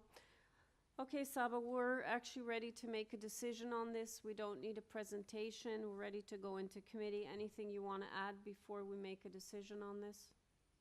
No, I think it's pretty self-explanatory, and we have 6 letters of support. All right. Okay, panel members, let's take it in committee.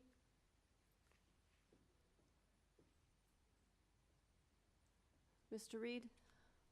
Thanks.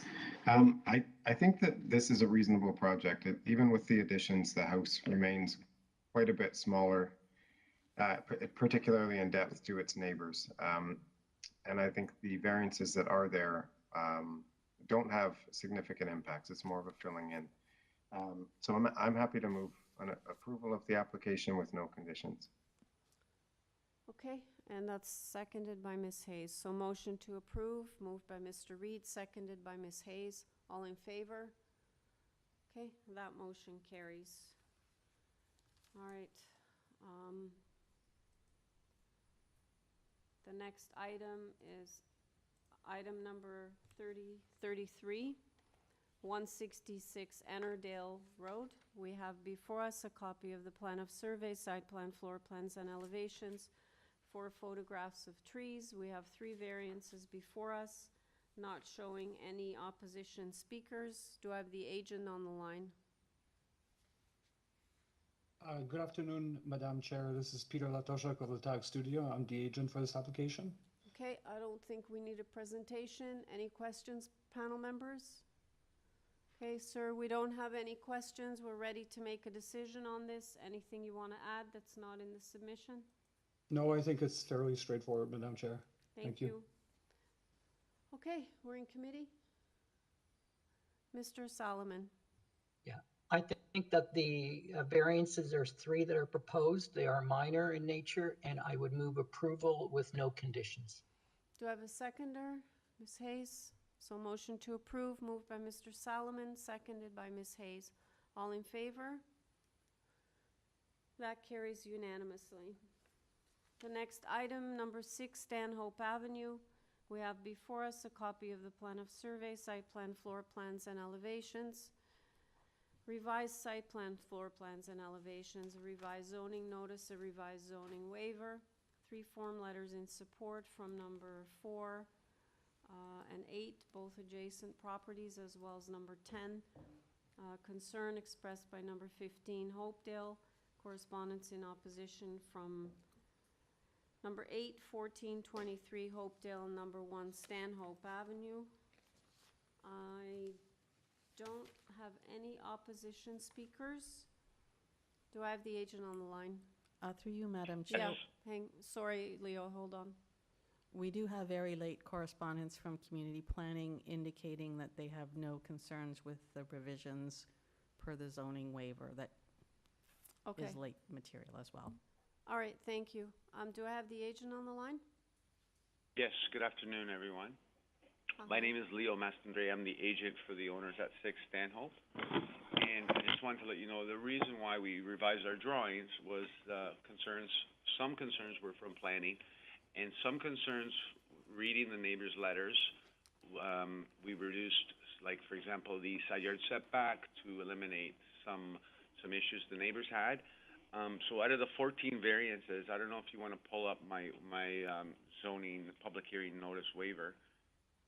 And we removed 7 variances and reduced another 5. Okay, so I need you to use the one that was sent out and just let's go one by one. Any changes? Yes, if you can, we submitted it. If you can bring it up on the screen. It was submitted September 1st. The revised waiver, next one down, I believe. Yes, if you go down on that one. Okay, so number 1 stays. Okay. Number 2 is removed. Okay, hold Number on. 3 is removed. Number 4 is removed. Number 5 is improved. We removed 2 out of the 4. The first 2 should be, as per you see on the screen, the first 2 should be removed and the last 2 should Okay, stay. hang on. Can we just go, okay, so number 5. The front second Number story. 5. Yeah, the front second story platform will have an area of, Yeah, so the first 2 are removed, so that one's gone. gone. Okay, And then the rear second story platform is also gone. The last 2, the front third story platform will have an area of 5.62 stays, and the rear platform will have an area of 5.23. That one stays as well. okay, so nothing changes with those. No. Okay, And number 6, we Yeah. removed the side yard setback due to the neighbor's concerns. so that's gone. On. Okay, Now, number 7 was tricky. So if you look at the screen, we removed the line that's in the middle that says the canopy at the front. Where I crossed it out, the canopy at the front main wall over a platform will encroach 1.84 meters in the required setback, which does not comply with regulation 10.54060(1). That is to be removed out of that. So that's in an improved variance. And then the number on the second part is, instead of 1.86, we have 0.65. 0.65. Instead of 1.86 on the last paragraph. The canopy at the rear wall over a platform will encroach 0.65. Okay, And number 8 is reduced from 8.59 to 8.28. 8.28 meters. Correct. Okay, Number 9, we removed.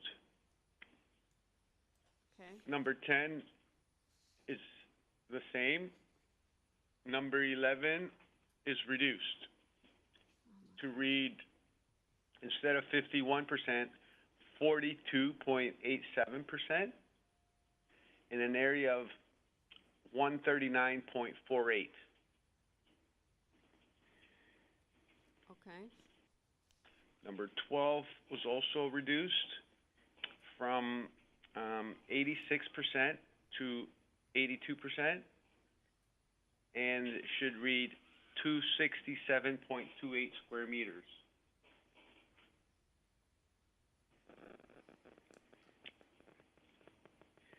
okay, and the next 2 are gone. And the next, yes, correct. And the next 2 are removed, correct. So we've spent time speaking with planning and revising the drawings, and it was a last minute comment from planning. That's why we did it at the last minute. And then I did review all the neighbors' letters of opposition, and I think this will definitely help everyone understand what we're trying to do. And as well, we did get some approval, support letters from the adjacent neighbors, number 8, number 10, and number 4. So I believe now we're in keeping with what's been approved in the area and maintaining the stability of the neighborhood. Okay, panel members, do you have any questions for Mr. Massandrea? Mr. Solomon?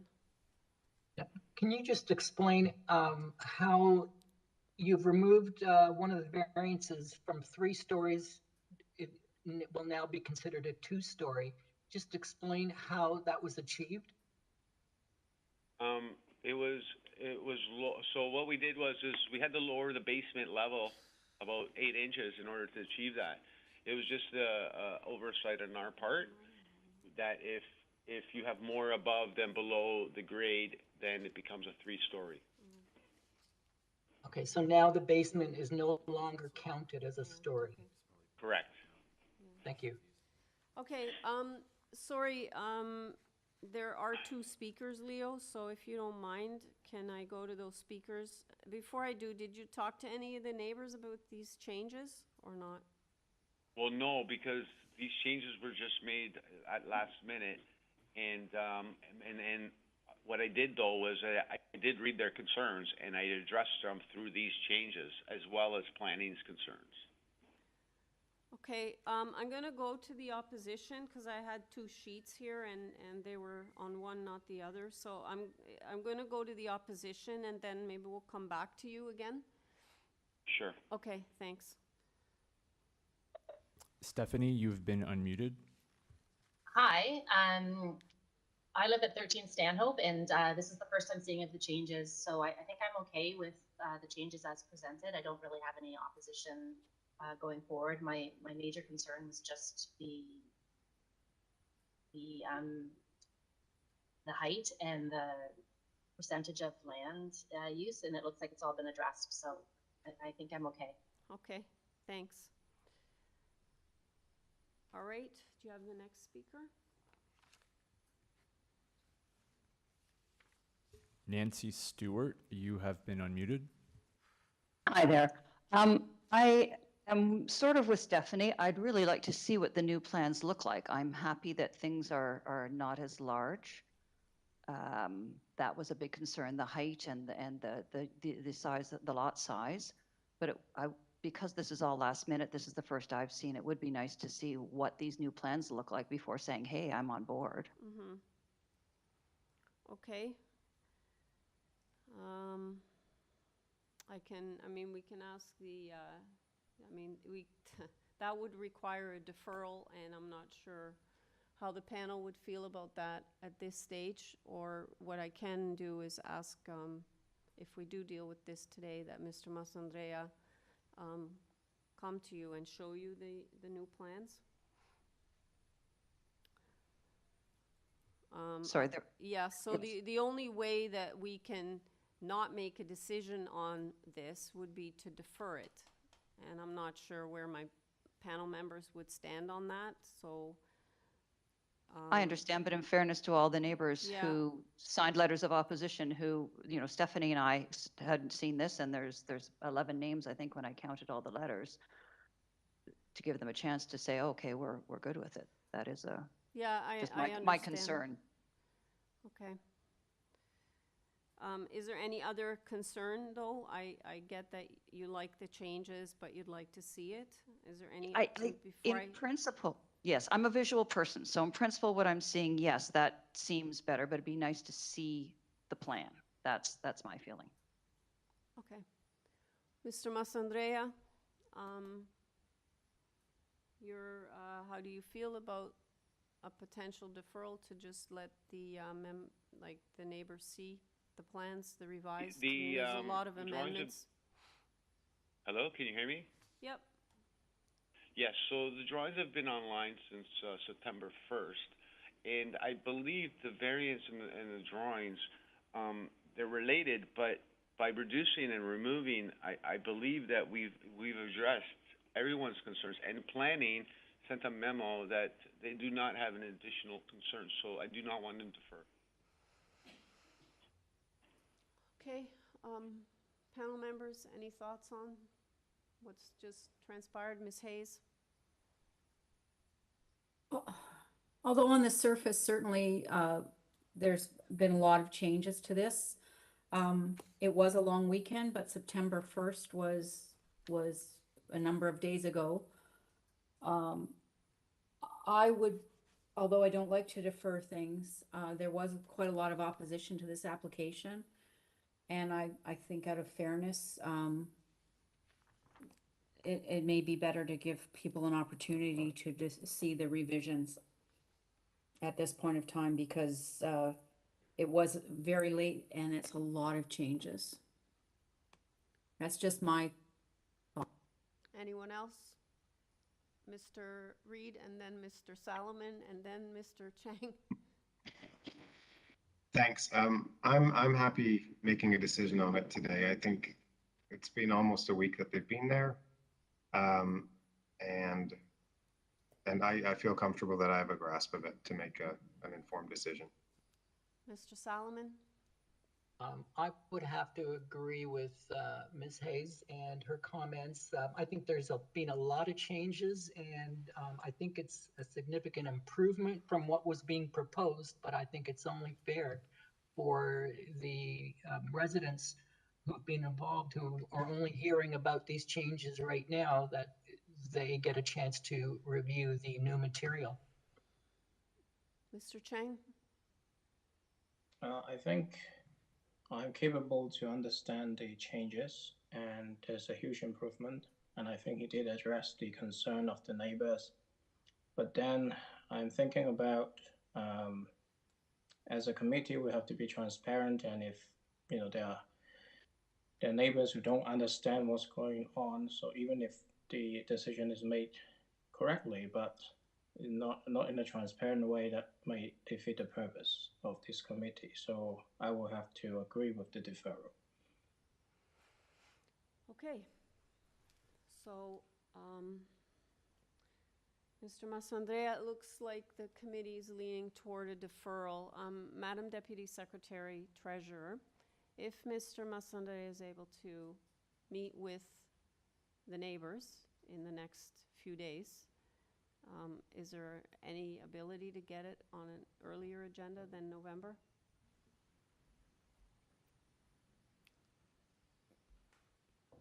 I'd have to see what the scheduling's like, but right now it's November. I can't make a spot Yeah. decision. Okay. Well, let's take it to committee and let's vote on the deferral for starters and see if that carries or not. Okay, Ms. Hayes. Hi, given the lateness of the changes, and although they are extensive, and I think I understand them for the purposes of making a decision, given the level of objection, both in writing and then what has been submitted here, I think it's appropriate to give the parties an opportunity to see whether or not they have any remaining concerns, which then they could voice with accuracy to the committee, or if they are in full support, they could do that as well. So I'd like to move a motion to defer the application to the earliest date that the Secretary Treasurer could find. Okay, do I have a seconder for that motion? Okay, Mr. Chang, all in favor?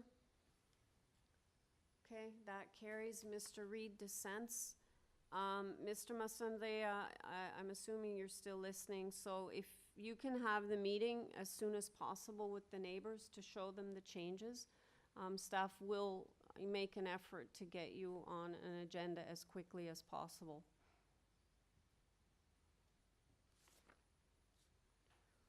Okay, I'd like to take 5 minutes, and then we'll come back.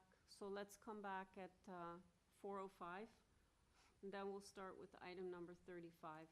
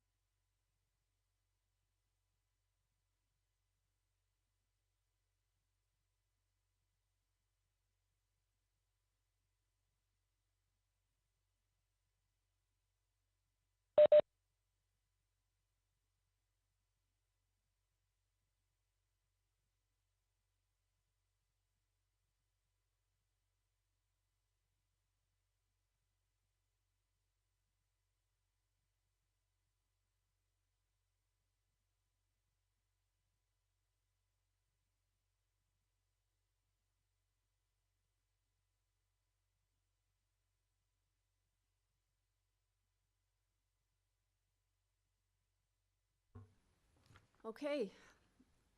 Item number 35, 109 Hiawatha Road. We have before us a copy of the plan of survey, site plan, floor plans, and elevations, a covering letter from the agent. We have email correspondence from planning. They don't have any concerns.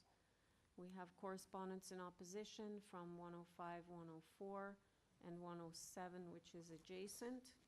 I am showing 4 opposition speakers. Do we have them all? I have the last 3 speakers in opposition registered. Okay. Do you have the agent on the line? Hello.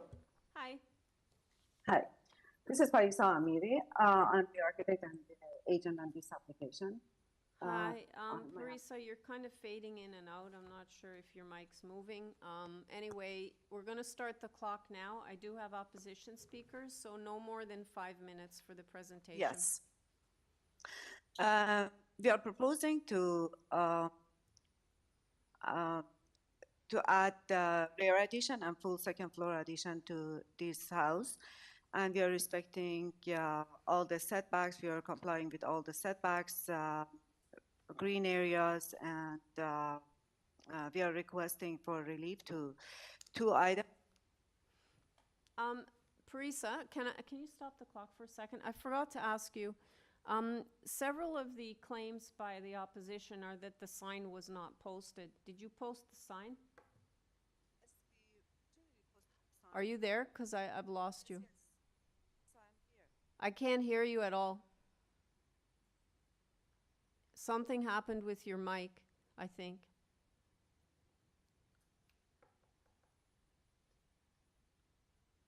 I heard like very faint a second ago, but not anymore.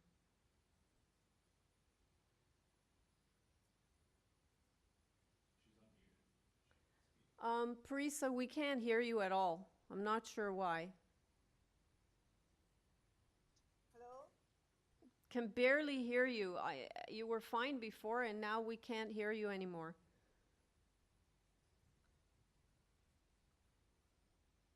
Did you hit mute or something on your end, or did you hit the volume? No, it sounds like you're in Europe or something. Can I go out and come back again? Yeah, try that, baby, because we can't hear you.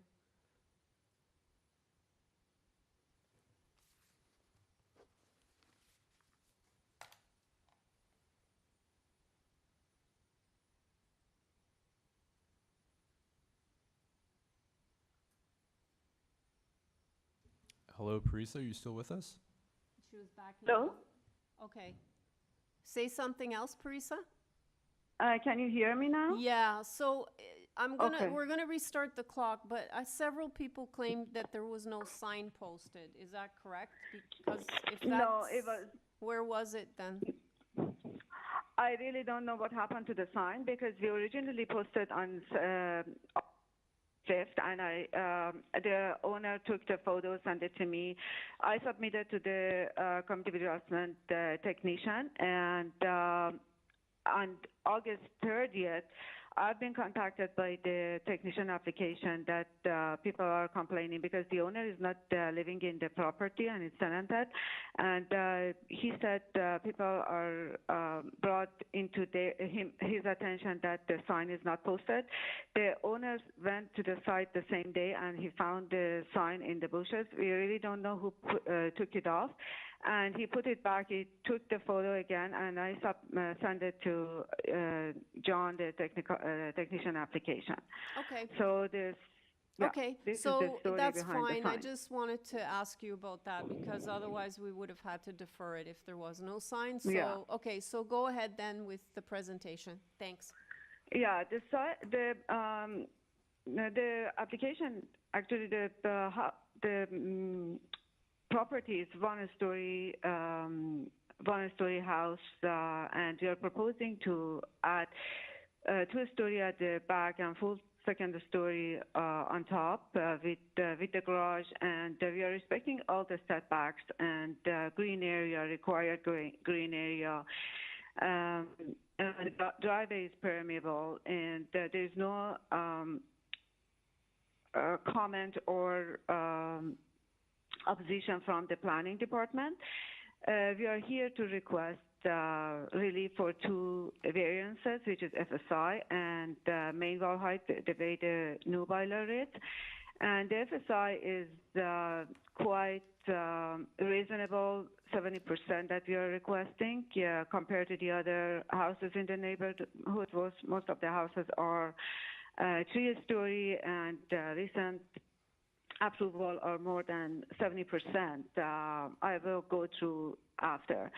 And we are expecting for the depth and length of the houses, the proposed house, and we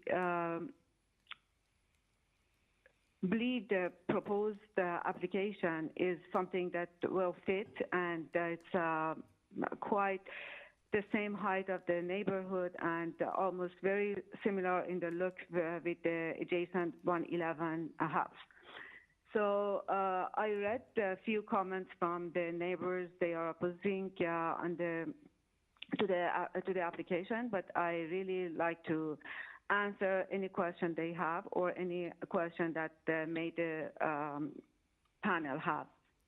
Okay, so let's go to the opposition then, and I'll have you back after, and Okay. you can address the concerns, and if we have any questions, we'll ask them then. Okay, thank you. Thanks.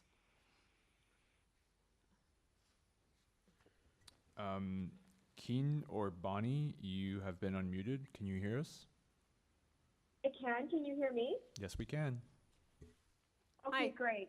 I just need Okay, your so, name. I actually, Wait, before I'm you Bonnie. start, I need you to state your name and address for the record, and then we'll start the clock, and you'll have 5 minutes. okay. So my name is Bonnie Lawang Kwan. My current living address is 7 Lorraine Drive in North York. I do have interest in the property at 111 HIAWATHA Road, where my parents currently reside. So given that the agent did mention that the plan was comparable to my property, I do feel that I need to express that, it really isn't, in the fact that they're planning to add a second story attachment to the end. So it looks like the addition of another second story building, or the extension, will extend past, our property deck even. So it will block out quite a bit of sunlight for us. I'm not 100% sure what the city guidelines are for that, but we do see that it can impose on our enjoyment of our backyard and our deck space. It looks to me like just by looking at the plan, if I'm reading correctly, and I do apologize if I'm not an architect in any way, but the darkened square box there, I'm assuming is the proposed second story attachment there, right?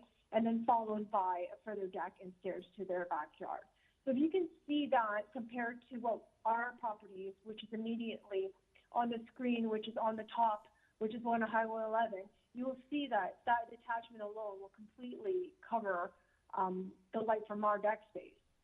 So I guess our concern really is the height variance along with, yes, that's it. The height variance along with the length. My parents, that the house that we have, I know they said it was comparable. I'm not sure that it really is. The walk space between our two buildings already are very tight. So if they're looking to build even a wider house, it's going to be a little bit of a tight squeeze on the sides as well. It looks like we're going to be pretty much boxed in, for lack of a better description. This house looks like it will be taller and a lot longer.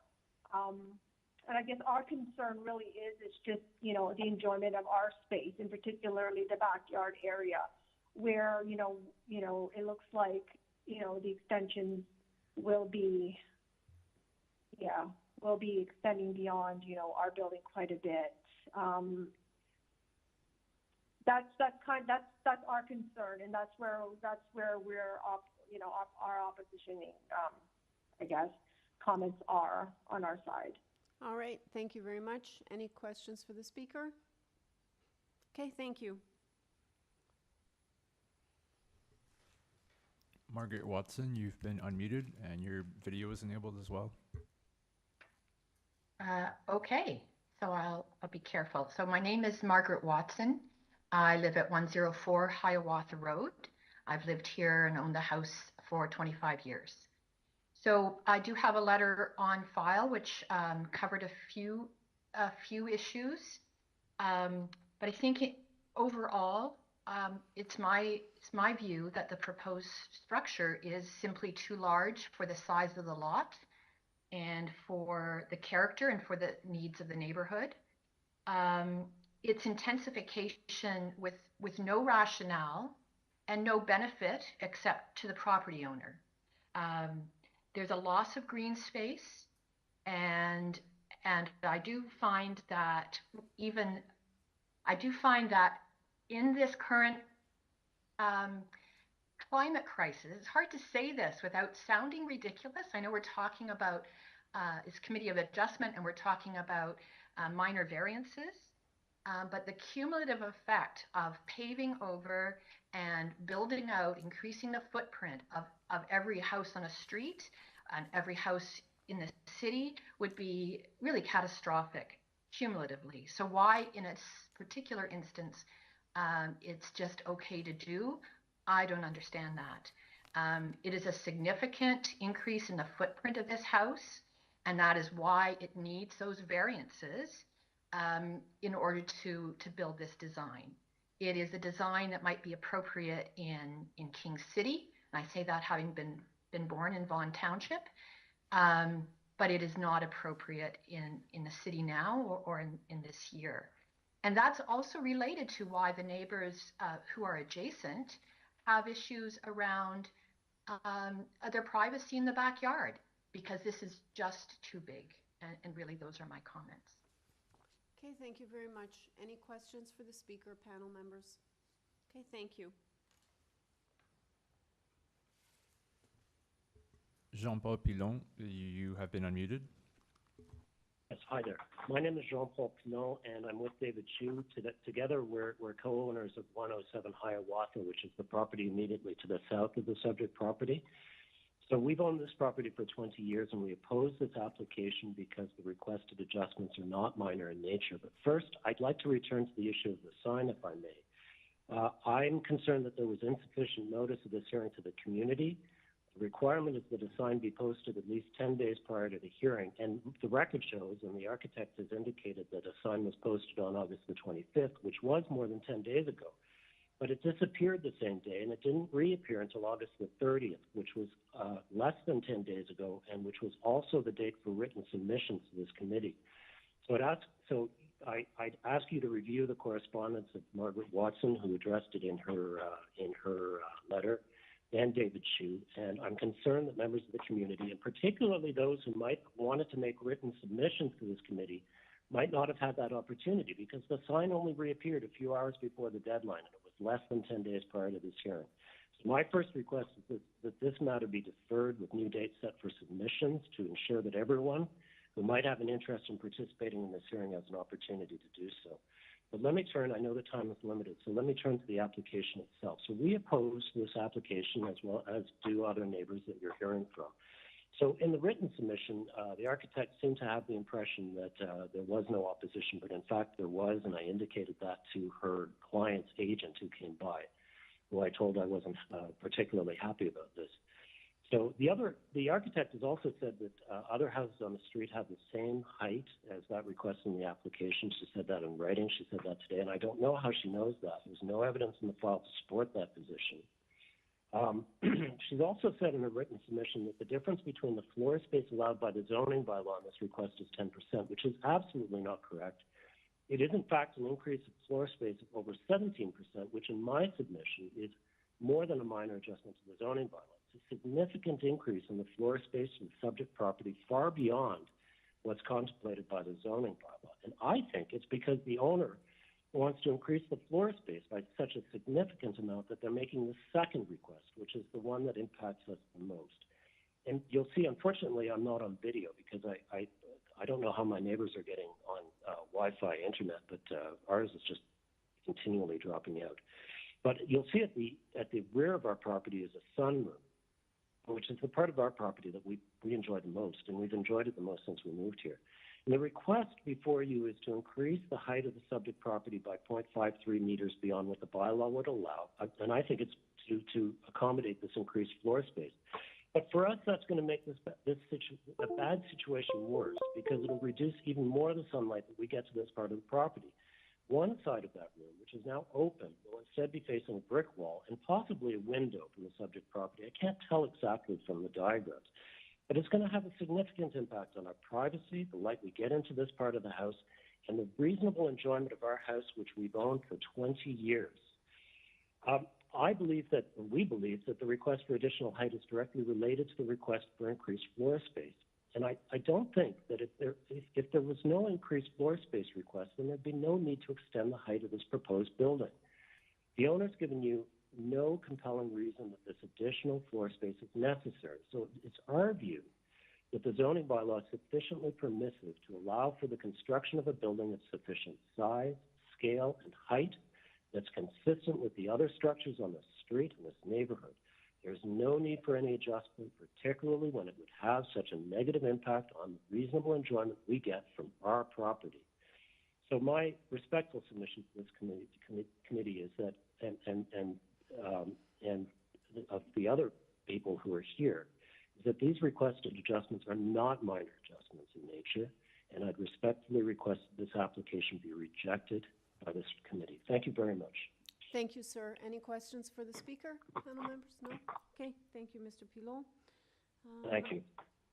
Do we have the next speaker? Sabrina, you have been unmuted. Hi, hello everyone. I live at 110 Hiawatha Road, and I'd like to make a comment similar to other folks in that the lawn sign was definitely not visible on the lawn as of August 27th. I live directly across from the 109, and I look at their lawn every day. There was not a sign. So, you know, the community was definitely not informed of the deadline to submit formal letters of concern or opposition. So I think the community should be given more time to do that. My husband and I, we do oppose one part of the plan, which is the fact that it looks like they want to create a garage at the front of the house and a driveway, which I think will take away definitely a needed parking spot on the street and will take away green space, which as my neighbor Margaret pointed out is just, I mean, if everyone is doing that, there's no more green space to be had anymore, which I do not think fits with the property and with the neighborhood. That's all I have to say. Okay, thank you very much. Thank you. Ms. Amiri, are you there? Hello. Hi. Can you speak to the Hi. issues raised? We'll start the clock. You have 5 Yes. minutes. Go ahead. Yeah, I'm starting with 111. The owner at 111 said that we are past their property land, that we are blocking the sun, and we are too close to their property, but the addition is within the permitted land and within the permitted setback. So that one is complying with the bylaw. We have 90 centimeter setback from their property, and although we are passing the length of their property at the back, but we are not requesting for any length variance. And for the front, we are, the reason that I said we are very similar in the look, it was for the front, not the back, because we are proposing the integral doors as they have. And in terms of the length, the height is different than what people think, because the total height, we are complying with the total height and the main wall height, which is the pair of the wall. We are requesting for increase by 50 centimeters. So again, I don't think it's going to be a very unreasonable application compared to the general zoning and the development in that neighborhood, because I'm working as an architect in that neighborhood as well.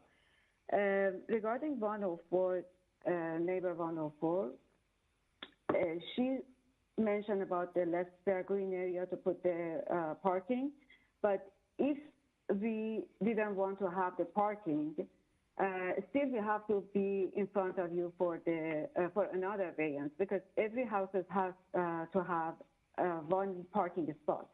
This existing bungalow doesn't have any parking spots. When any application and addition wants to be proposed, we need to provide one parking spot. So regardless, we have to create that parking spot.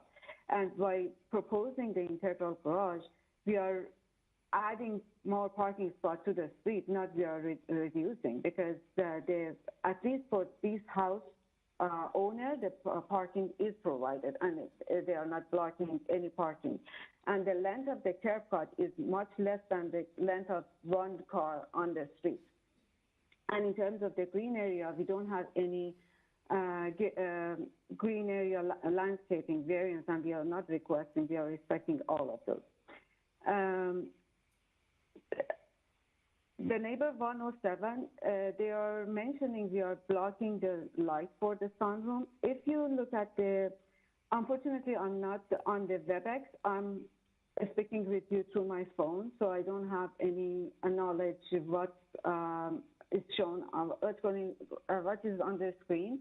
But I want to see the site plan on the screen, because the 107 is the house toward the south, and they are very, very close to the property line. They are only 19 centimeters off the property line, and in that side, which we are proposing, is 162 centimeter distance from our property line. Altogether, it's going to be around almost 7 feet, more than 6 feet. So I think we don't have that issue, that impact on their property, first. And second, we are toward their north side, not the south side. Their sun is coming from the south, not from the north, and they have quite large distance from their property line toward the south, which they can enjoy their sun from that side. And moreover, we don't have again, length problem, or we don't have any depth problem, we don't have any green area, nothing.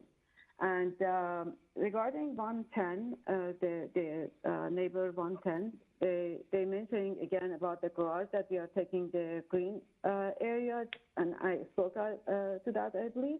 And regarding this sign, I guess I explained what's going on with the sign story. I'm happy to answer any questions. Thank you. Any questions, panel members? Joanne? Thank you. In terms of the rear deck at the first floor, will the floor of that deck be, how high is that above grade? I'm telling you right now. Just from the drawing, it's it 2 seems. meters above the grade. It's almost 2 meters above the grade around it, because the grade around that one is different from the grade from Okay, the front. so it would potentially be above a fence line then? Yeah. Okay, thank you. You're welcome. Any further questions, panel members? Seeing none, let's take it into committee.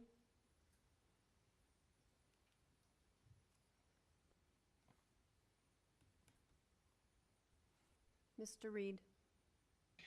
I can start. I understand the concerns of the neighbors, and I think that change always often results in these kind of perspectives. But looking just at the variances themselves, which is what we have to do, I find them quite small, personally. I find the height is 50 centimeters, and the FSI is 0.1 higher than existing. And I think that's a reasonable number given redevelopments throughout this neighborhood, particularly because there are no length or depth or side yard setback variances being sought. So I will be supporting this. Mr. Salomon? Yeah, I would have to agree with those comments. And also in terms of the driveway, the adjacent house, number 111, has a driveway and a garage at the front. And in fact, what's being proposed looks fairly similar to what is next door. And there appear to be many homes on the street that have a driveway leading from the street. So I don't see that as an issue. I think what's being proposed is appropriate, and I would support this as well. Ms. Hayes? Just adding to what my colleagues have said,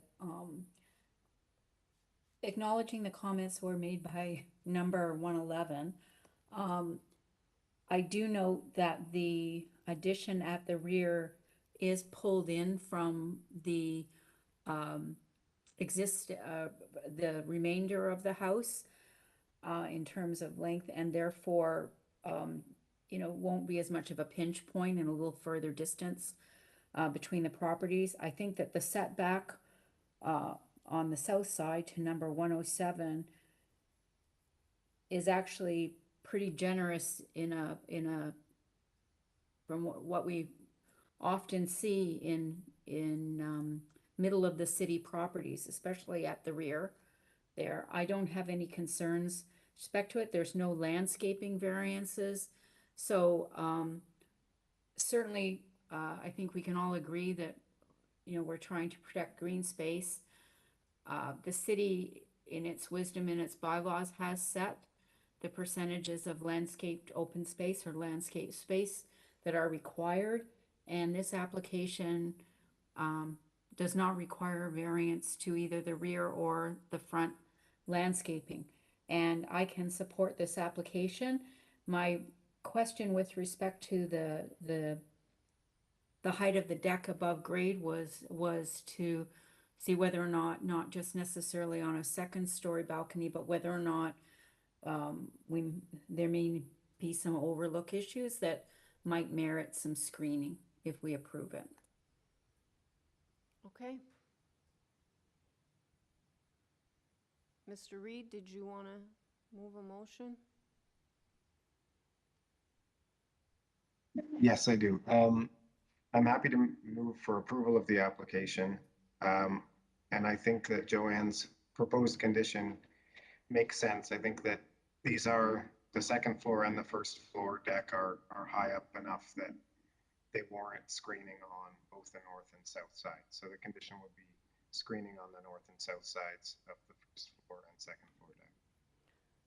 Okay, so motion to approve with screening on the north and south sides of the first and second floor decks, moved by Mr. Reed, seconded by Ms. Hayes. All in favor? That carries. Thanks, everyone. Item number 36, 31 Nanton Avenue. We have before us a copy of the plan of survey, site plan, floor plans, and elevations, and arborist reports from ERA Architects, a covering letter from the agent, a heritage impact assessment from ERA Architects. We have email correspondence from Heritage Planning. They don't have any concerns. We have a staff report from Acting Supervisor, Tree Protection and Review. They're asking for conditions 1 and 2. We have City Council's approval of demolition of this house, a recommendation for approval from Senior Manager of Heritage Planning, a decision letter from the Toronto Preservation Board, We have correspondence in opposition from residents on Nanton, Hawthorne Avenue, quite a few, and we have quite a number of speakers. Do we have them all? We have all but one registered speaker on standby. Okay, so we And I will attempt to communicate with that one who is not connected while we get to the others. All right, thanks. I'm showing 7 speakers. Do I have the agent on the line? Yes, Madam Chair, I'm here, Sean McGaffey from WND Associates, 90 Eglinton Avenue East, Suite 970, Toronto, Ontario. Thanks. I've got David Winterton listed here. Is he speaking, or is he just in case he's needed? I had asked just that Mr. Winterton be registered just in case there are specific questions from the committee with respect to the architectural design. Mr. Winterton is with ERA Architects and was the lead architect for the proposed replacement house today. Okay, thank you. So I do, as you heard, have a number of opposition speakers. If I can have you do a presentation no more than 5 minutes, please. Sure, and thank you, Madam Chair. I'll try and be brief here, but just to give some background on this application, we have worked, or the owner, Mr. Farbad Manachuri, is also monitoring this meeting. We worked with the owner himself, ERA Architects, and Janet Rosenberg Landscape Design on the proposed building and landscaping for their front and rear yards, as well as with heritage preservation staff over the past 2 years. So you mentioned in some of the materials that have been submitted there, but there was a July 2022 staff report from Heritage Preservation Services, and I think if I could just get perhaps page 12 of that document put up there while I'm speaking. But this went to the Toronto Preservation Board, who ultimately adopted the recommendation from Heritage Preservation Services that demolition be approved for the existing home, conditional on its replacement with the plans before you today. And that's reflected in City Council's adoption of the recommendation of the Toronto Preservation Board as well. Apologies if I could, the Heritage Preservation staff report, page 12. So on July 19th, 2022, City Council adopted the recommendation and also on the condition that the demolition is subject to the replacement of the house that's before you today. With respect to the resident concerns, I have had a chance to go through, sit down, read all the letters and correspondence, and I do want to take the opportunity to note to you that in my covering letter, I did include a table of approximate building length values. Sorry, there we go. Thank you. And maybe actually just the page previous to that, we can look at the rendering. There you are. Thank you so much. So this shows the proposed replacement dwelling here, along with the proposed revised front yard landscaping with the new trees included in the front yard, as well as the preserved tree.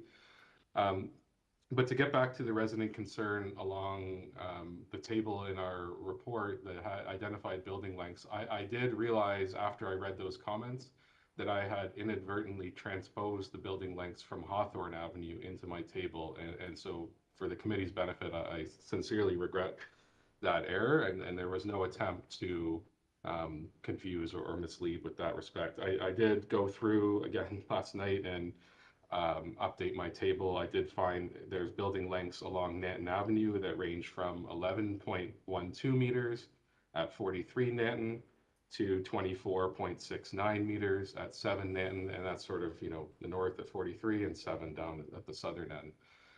The proposed building length has been designed really to respond to the existing context both to the north and to the south, and that includes the direction from Heritage Preservation Services staff regarding the proposed eave heights and overall building height.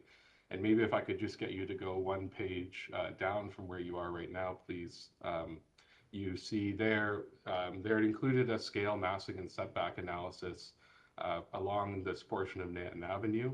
And the height here, or the requirement for relief to the 11-meter proposed height, is really reflective of the very tip of that front-facing gable. And that was a very important feature, I think, for our consideration as well as for the client's desire to create a home that is going to fit well within the context along Nanton Avenue. And so with respect to some of the specific concerns, I know there's been questions raised about the proposed sidewall height, but I do just want to reiterate that we're not seeking variances for the proposed sidewall height. We're seeking relief only for the very top of these side-facing gables. And if I could get you to flip back one more page just to the renderings that we were at. The second rendering there on the screen shows those side-facing gables and how the sidewall is pulled down below them. So there's also concern about the proposed density, and I think this is one just to note. The proposed density 0.89 FSI is well within the range of homes within this neighborhood. And when you're dealing with a historical neighborhood such as this that's seen the pattern of development, well in excess of over 100 years, you often end up in a situation where the zoning standards that are in place perhaps don't reflect what is there today. And in South Rosedale in particular, I mean, this has been a consideration since the 1959 council report of the Planning District of Rosedale appraisal, which I have read in its entirety, but the proposed density is well within what can be accommodated on the lot. Mr. McAfee, you're almost at 5.5 minutes. I need you to wrap up because we have 7 speakers listed. Sure, sorry about that. And so I guess I would just end with, as addressed in our cover letter, I do believe this meets the 4 tests of the Planning Act and has gone through significant review with staff, committee panels at the Preservation Board and City Council, and I'm happy to answer any questions. Thanks a lot. We'll have you back after we hear from the opposition, and if the panel have questions, we'll ask them then. Do you have the first speaker? Kelly Kyle, you have been unmuted.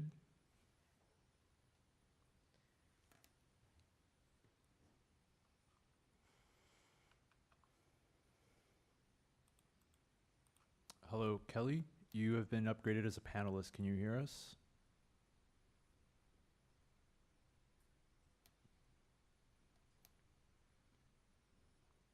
Through you, Madam Chair, I think we'll move on to the next one, and I'll try to reestablish contact with Kelly.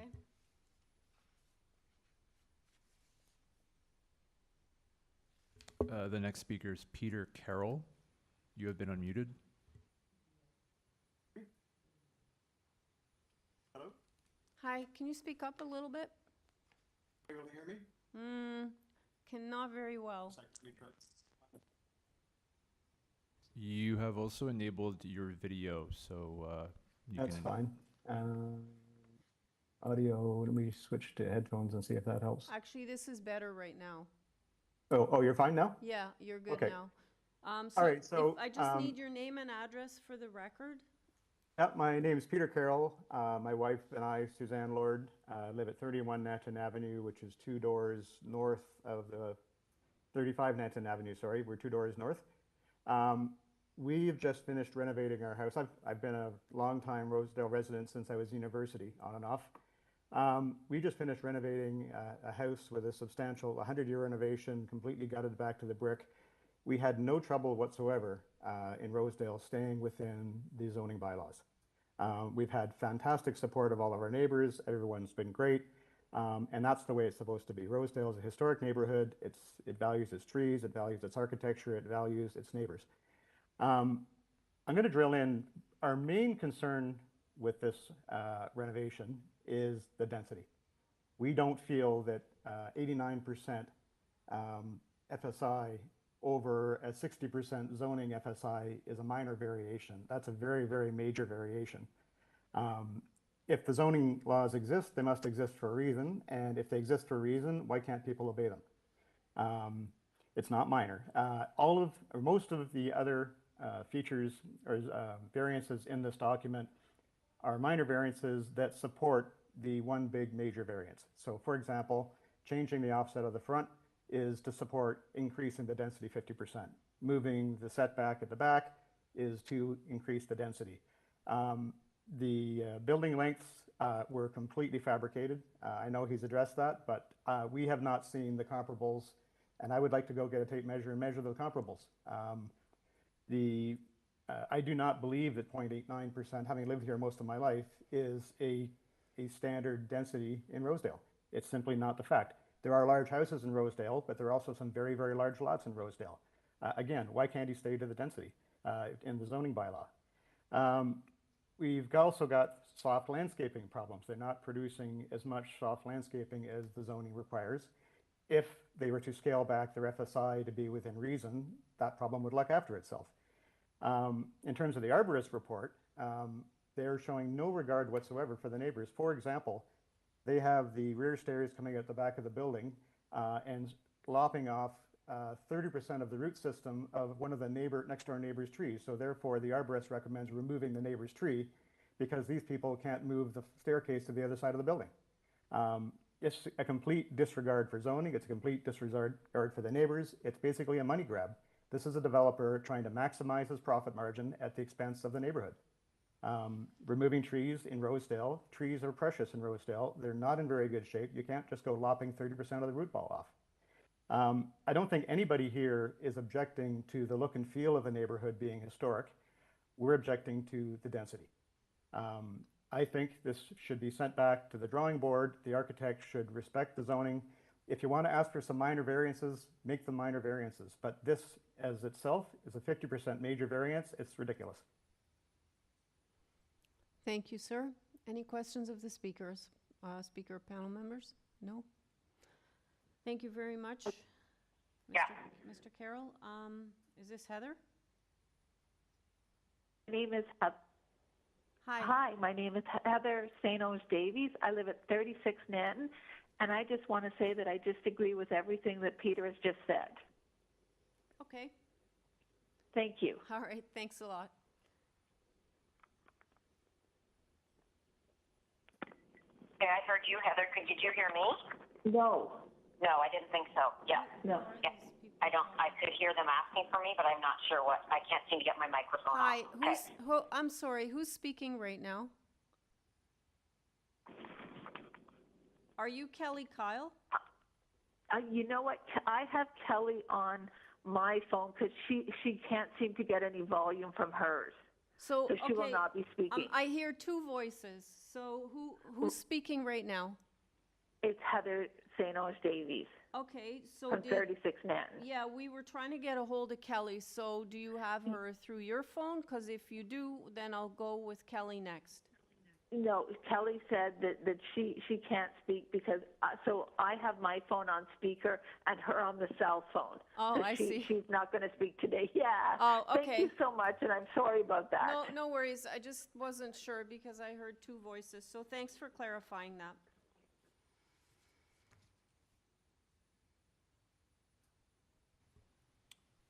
David Page or Pai, you have been unmuted. Can you hear us?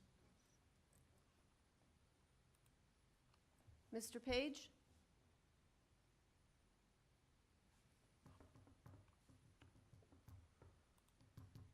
Hello, can you hear me? Yeah, not too well. Can you say something else? Yes. Is this better? Is this David Page? It is indeed, yes. And can you just state your address for the record, please? And if possible, speak up a little bit. Yeah, sorry, I'm in a car presently. That's why I'm not able to attend the video presentation. My name is David Page, and my wife, Pepe's son, and our two children live at 20 Hawthorne Avenue. Okay, sir, you have 5 minutes to speak to the committee. Great. Thank you for the opportunity to speak to the committee. We appreciate you taking the time. First, I'd like to say that my wife and I, fully support Mr. Carroll's informed observations and points. We've obviously detailed in our email our perspective, but I'd like to just quickly summarize for the committee's benefit.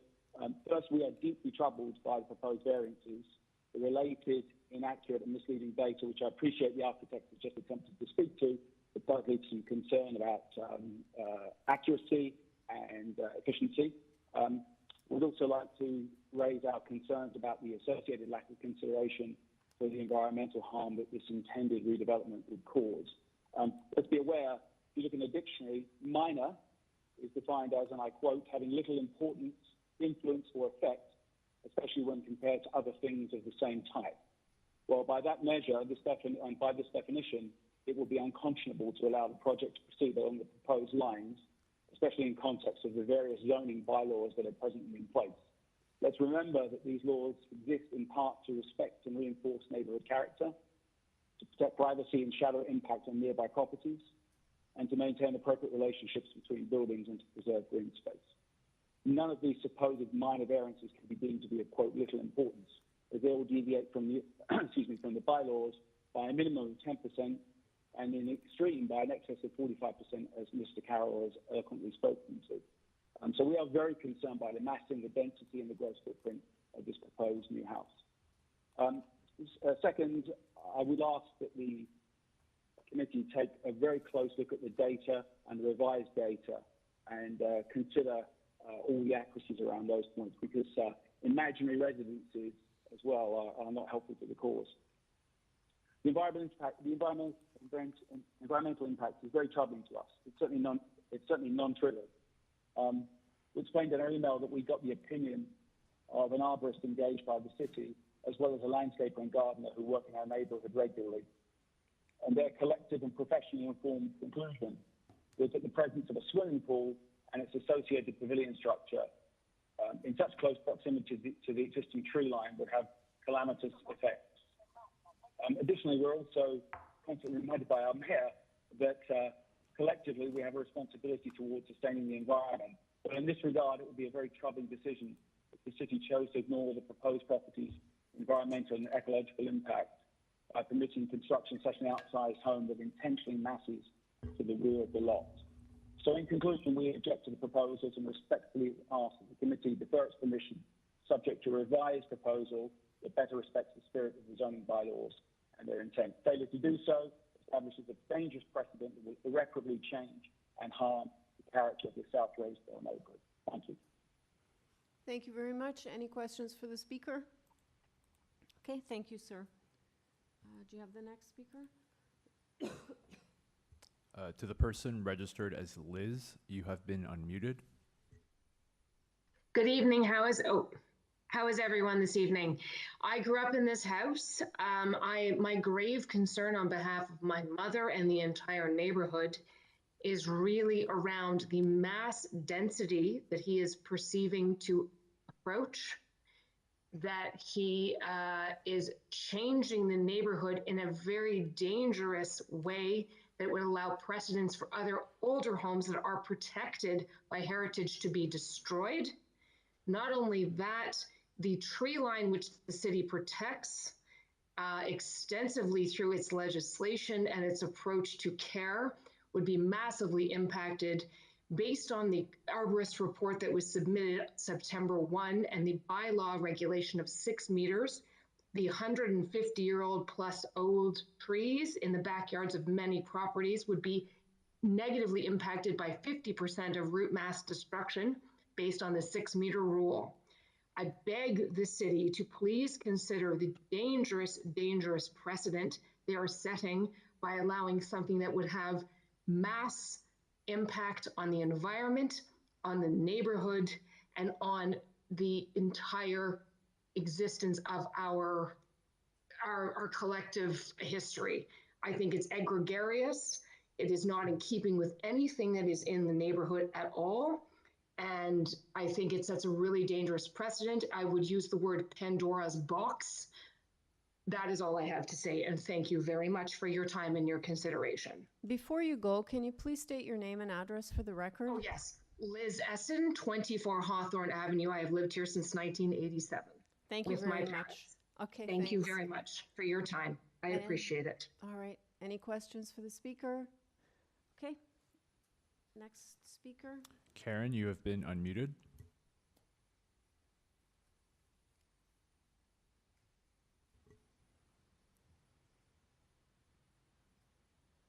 Karen Bowles, you have been unmuted. Can you hear us?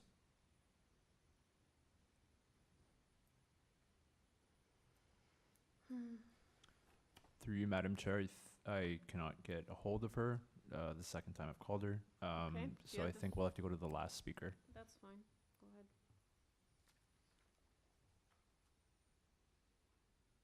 Go ahead. The last speaker is Merle Kerr. You have been unmuted, and you can also use your video if you choose to do so. Mr. Kerr or Miss Kerr, I'm not sure. My name is Merle Kerr. Hi, and I need your address for the record, please. Thank you, committee. My name's Merle Kerr. My husband and I, David Kerr, we have resided at 30 Hawthorne Avenue since 1989. That's 32 years. I oppose strongly all of the variants and agree fully with everything that has been said by Peter Lord, David Page, and Liz Essen. This has been very upsetting as it is going to totally change the neighborhood. And I know that the architect, I've forgotten his name now, Sean McGaffey, said he made an error when submitting the application, that the measurements pertain to the houses on Hawthorne and not Nanton. That is a huge error. And we all diligently had all those properties measured and came up that he was wrong. And I guess it could have easily been avoided had we not paid any attention. So if such a big mistake is made, how can we trust anything coming from either the architect or the owner? Thank you for your time, and that's all that I have to say. Thank you very much, Ms. Kerr. Any questions? Thank you. Any questions for the speaker? No? Okay. Mr. McGaffey, are you there?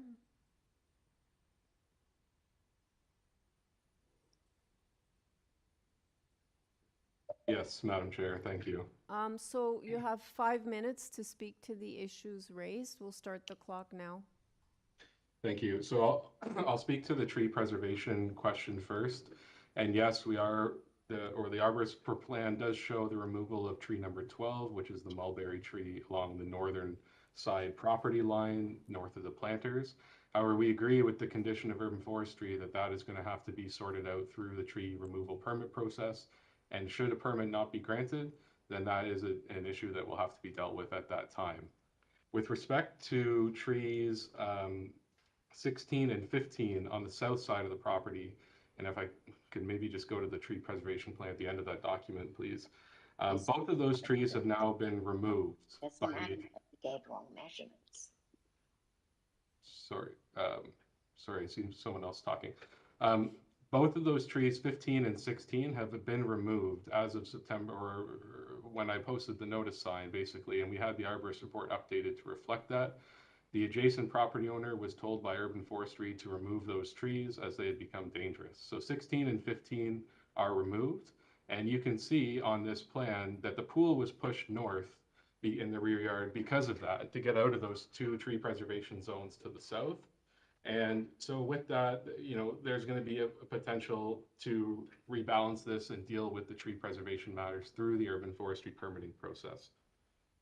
With respect to, again, like the quantum or the concern about the quantum of relief that's being requested here, density is the result of coming to an appropriate built form. And that's what's happened on this site in terms of looking at setbacks, looking at the pattern of development from the front yard. In terms of the front yard is maintaining the existing conditions so as to keep that park-like setting character from the Rosedale guidelines. This has been extensively reviewed and developed with staff, the SRA, urban forestry staff, local area residents, including those along Nanton that our client has spoken with. I don't see this as a major neighborhood disruption or a reason to have grave concerns about destabilization. Rosedale is a neighborhood characterized by the best examples of architecture of their time, and that comes from the South Rosedale Heritage District Planning Study. All the way back to 1959, that was the case. And this proposal has been very well designed by a heritage architectural firm to respect that. And that's really my submission to the committee. Density is not a number to get hung up on. It's about how it's expressing itself. And even when I mentioned earlier about Rosedale and the 0.6 density factor maybe not reflecting what's there today, you look at what the bylaw has as a site-specific exemption that applies to all of South Rosedale that allows additions up to 0.69 density. And that was really done in recognition that that 0.6 density doesn't reflect what's there today in a lot of cases. That's been the case on almost every file I've worked on in South Rosedale, including all the way up to an apartment building. So I really do maintain and I submit that the density is entirely appropriate. The approvals that we've reviewed in this neighborhood range everywhere from 0.7, over the 0.69 limit, all the way up to 0.1 or 1.36, sorry.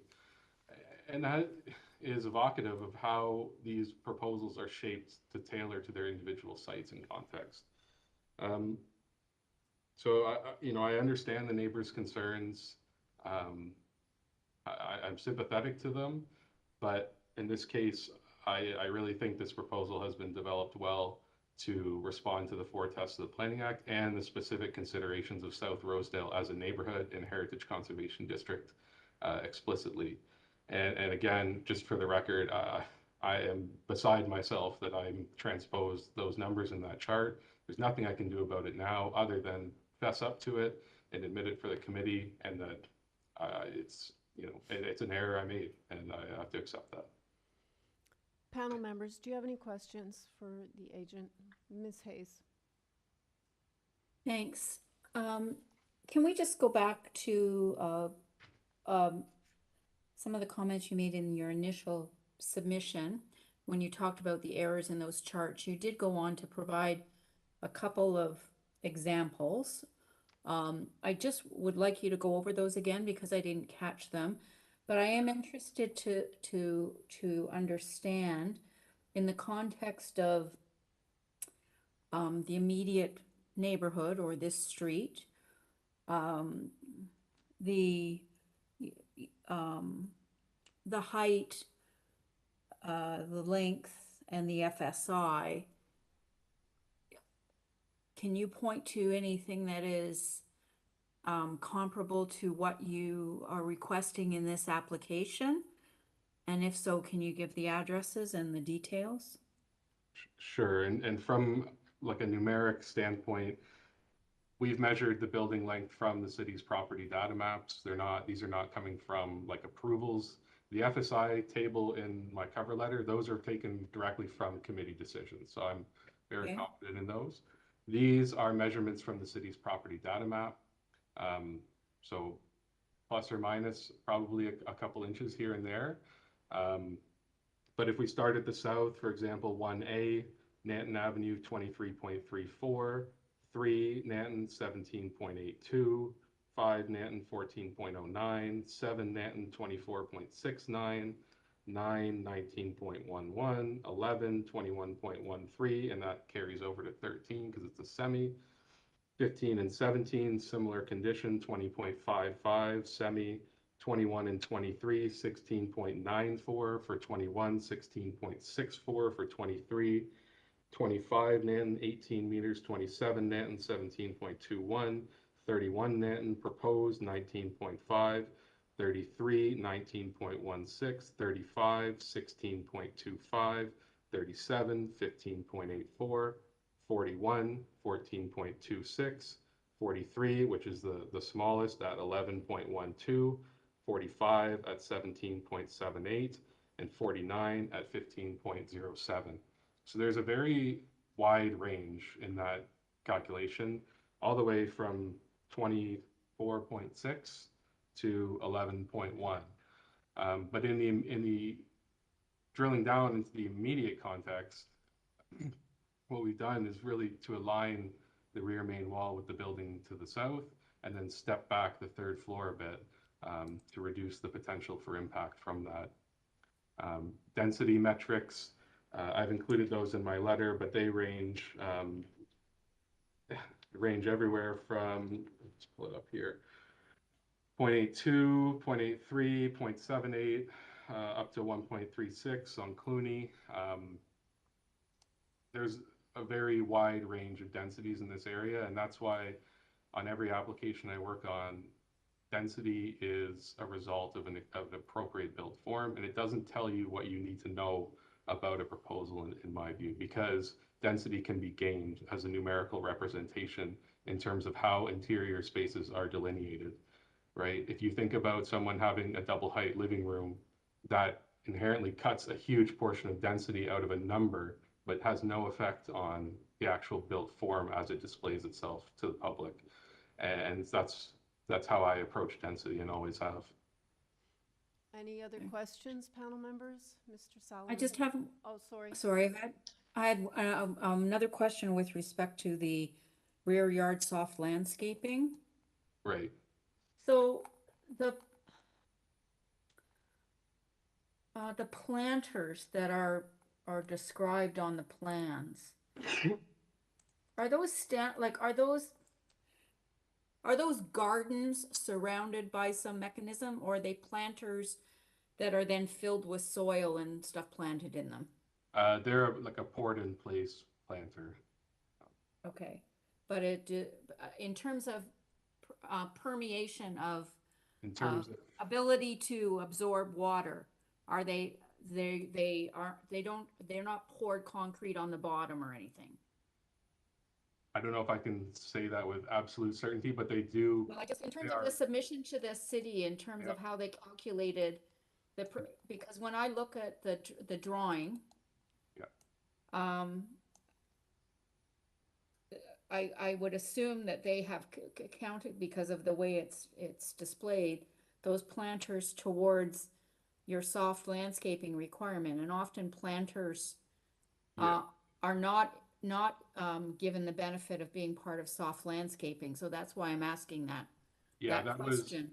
That was a specific consideration developed by Janet Rosenberg's office to ensure that they counted as part of the soft landscaping for the purposes of drainage and things like that. I just can't speak specifically to how they may be constructed. But that's been part of the discussion with the city as part of the analysis of the plans for the zoning waiver. That's correct, as well as removing any variances for front yard landscaping that were considered in an earlier iteration here. Okay, thank you. Mr. Salomon. Yeah, on the FSIs, do you have any numbers for FSIs for buildings on homes on Nanton? Homes specifically on Nanton, not part of my decision package that was available from the committee. Okay, and on the FSI chart that you provided that's in your cover letter, you included 10 properties, but out of those 10, I only see 6 that actually have a density of 0.89 or greater. There's 4 out of the 10 that are less than 0.89. So it just kind of raises in my mind, you know, what's the general FSI character in this area? I'm not convinced, based on what you've provided, that the 0.89 is a reflective character of the street or the area.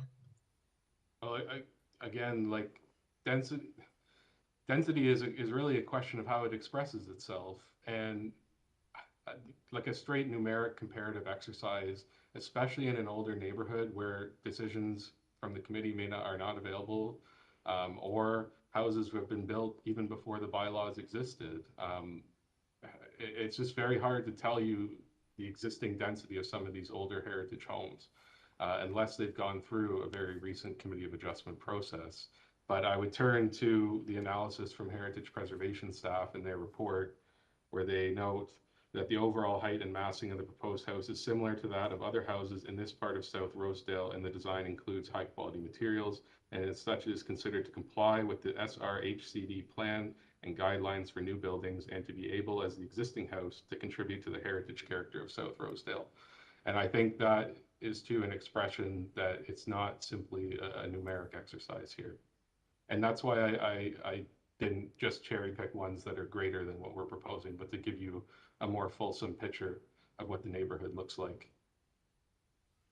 Any other questions, panel members? Okay, seeing none, let's take it into committee.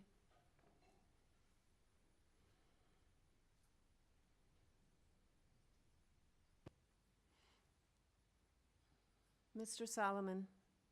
Yeah, I think certainly what's being proposed in terms of the design, the way it looks from the street, is something that's very elegant. It appears like it will fit in well. I just have concerns with the total overall massing and size of what's being proposed, and that's reflective, I think, of the FSI and the building length depth. And I'm not convinced that this FSI of 0.89 is reflective and fits in with the character of the street or the larger surrounding area. I just have not seen any information provided by the applicant that convinces me. Okay, anyone else? Mr. Reed. I'm supportive of this application. I think there's been a great deal of care put into the development of the building's design. And I think that it is bigger than its neighbors, that's clear. From the front, I think it fits in very well. And from the side, I think the fact that there are gables on the roof on the side and it breaks up the massing of the roof, I think that goes a long way to lessening impact on neighbors from the height. Additionally, I think the variances themselves are justifiably small. I think that I think they are minor, and I think this satisfies the test, so I'll support it. Okay, anyone else? Mr. Cheng. I agree with Peter. I think the design has been extremely carefully done by breaking down the masses, and they also follow I think it's a very challenging task to meet the heritage requirement and at the same time the program requirement for the size of this house. It's a very well balanced to me. It does look bigger than the number. By just looking at the number, it does look bigger than it is supposed to be. But I think all those forms and even the design of the windows and the shapes are all very detailed to reflect those. It leads your eyes into a perspective that's kind of taper down the size of the house, so it's not too overwhelming on the front street, which is to me is the most important part to keeping the streetscape consistent. So if the design is able to overcome the sizes in terms of numbers by providing a nice streetscape, I think it is supportable, and therefore I would like to support it. I think that's what I would say. I guess I would also add that for this particular project, I would say it has to be tied to the plans and even elevations if possible. The shapes of the building play a big part of it, and I think it should be fine because I believe the elevations or the look of the design have been part of the heritage study as well. So with that as a package, I think it is supportable. Okay. Did you want to move a motion, Mr. Cheng? Go ahead. Yes, I would like to move a motion to support this application with the condition that the design of the application have to tie to all the drawings submitted today in front of the panel. And forestry conditions. And forestry condition as well, and the heritage condition, please. Yeah. And there's also heritage conditions that were part of the supplementary. Right. Is there? Okay, hold on. Was part of the supplementary. No, I think I have it listed as just a comment, but let me double check.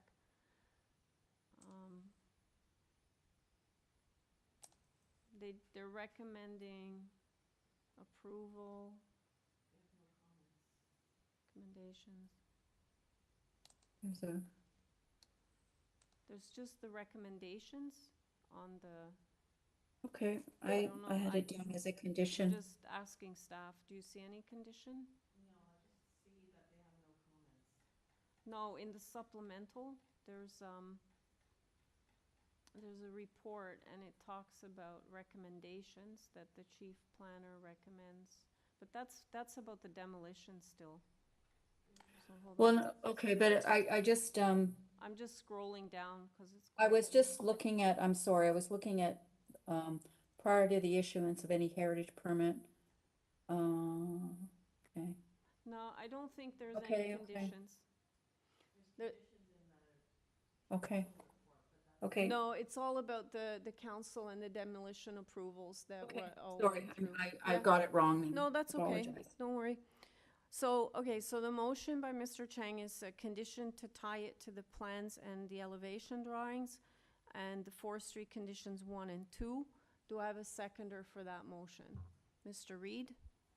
Okay, so all in favor? Okay, that carries, and Mr. Salomon dissents. Okay, so the application's approved with those conditions. The next item is item number 37, 110 Madison Avenue. We have before us a copy of the plan of survey, site plan, floor plans, and elevations. We have a staff report from Heritage. They don't have any concerns. Okay. And I don't have any opposition speakers on this one. Do I have the agent on the line? Terry Fong, you've been unmuted. Hi, Madam Chair, panel members. I'm Terry Fong from Tom and Fong Architects, the agent for this application. Okay, I'm sorry, there is a heritage report. They have conditions for prior to the issuance of building permit that including all the drawings that they shall be to the satisfaction of heritage planning. That's August 29th report. Okay, I don't think we need a presentation, sir. We have one variance before us. Any questions, panel members? Okay, Mr. Fong, we're ready to take it into committee. Is there anything you want to add before we make a decision on this? No. Okay, let's take it into committee, panel members. Ms. Hayes? Thanks. I think what's being proposed here is indeed minor, some minor changes to allow the conversion into 6 residential units and making them, you know, some new dormers to allow for light and et cetera, et cetera. I think the variance for side wall height, or sorry, rear wall height is indeed minor, you know, 0.12 of a meter. And I'd like to move a motion to approve the application subject to heritage condition. Okay, do I have a seconder for that motion? Mr. Salomon, so motion to approve including the heritage condition, moved by Ms. Hayes, seconded by Mr. Salomon. All in favor? Okay, that carries unanimously. Item number 38, 89 Regal Road. We have before us a copy of the draft plan of survey, copy of the plan of survey, site plan, floor plans, and elevations, an arborist report from Davy Resource Group. We have email correspondence from planning. They don't have any conditions. Engineering's asking for conditions. We'd have standard consent conditions as well as forestry 1 and 2 on both parts 1 and 2 of the severed lots. And Heritage is also asking for a condition. We have correspondence in opposition from number 87, which is adjacent, as well as number 7, Northcliffe. Do I have the agent on the line? Evening, Madam Chair. Franco Romano here on behalf of the owner, Action Planning Consultants, 2095 Autumn Breeze in Port Credit. Hi. Okay, we have 3 speakers. Do we have them all? 3, Madam Chair. 3 of the 4 speakers live at the same address, and I have 1 person registered to speak, and then I have the last person in opposition also registered to speak. Okay. So, Mr. Romano, can you do a presentation, please? No more than 5 minutes. Yes, thank you, Madam Chair. If we can pull up the site plan, you'll see that this is an application that involves a property that is on the south side of Regal Road, which is a street that's generally parallel to Davenport. So it's north of Davenport, just east of Dufferin Street. If we come in from Dufferin Street, we'll have the Regal Road Junior Public School, which is a 3-story building, and then there's a parking lot, and then we come to the subject site. So the subject site is a bit of an edge condition next to the school, and there's residential to the north, south, and east. The site today is one of the largest lots on the street and in the neighborhood. It consists of a 17.61 meter lot frontage. The zoning bylaw permits 6 meters. It consists of a 903.3 square meter lot area, and the zoning bylaw permits 180 square meters. So the proposed consent to sever into 2 lots of about 8.8 meters and 447 to 455 square meters is zoning bylaw compliant, in keeping with not only the street but the neighborhood character. Even on the street, there are lots that are of comparable size, about 30% of the properties on Regal. In terms of the dwellings themselves, it's 2 detached dwellings, and you'll see that the front lot line is an angled condition. So it's not a straight front lot line, although the rear lot line is straight. So the measurement is for a building depth that is on an angle of 18.64 meters. Now, what does that include? What that includes is a first floor that's about 17.97 meters long from front wall to rear wall, a second story that is 14.3 to 18.64 meters for a projection. The 18.64 meters is for a projection. And then the third floor tapers in 11.39 to 14.3 meters. So there are step backs and setbacks as the building moves up, and that provides for not only articulation but also a de-emphasizing the roof line, the height. The existing building is actually forward of number 87, but the existing building is over 17 meters in length if one takes it from the front to the rear on a similar measurement. What the proposal does is basically put the buildings in a zoning bylaw compliant condition for the front yard setback, and then it has those articulated measurements as we move up. So the third floor is basically 75 to 78%, depending on which side you look at the measurement of the overall footprint. So that is one variance, depth, and there are other buildings along the street that have comparable depth, but one must keep in mind that this is a lot that is the longest lot depth on the street, because the street tapers as we move eastward.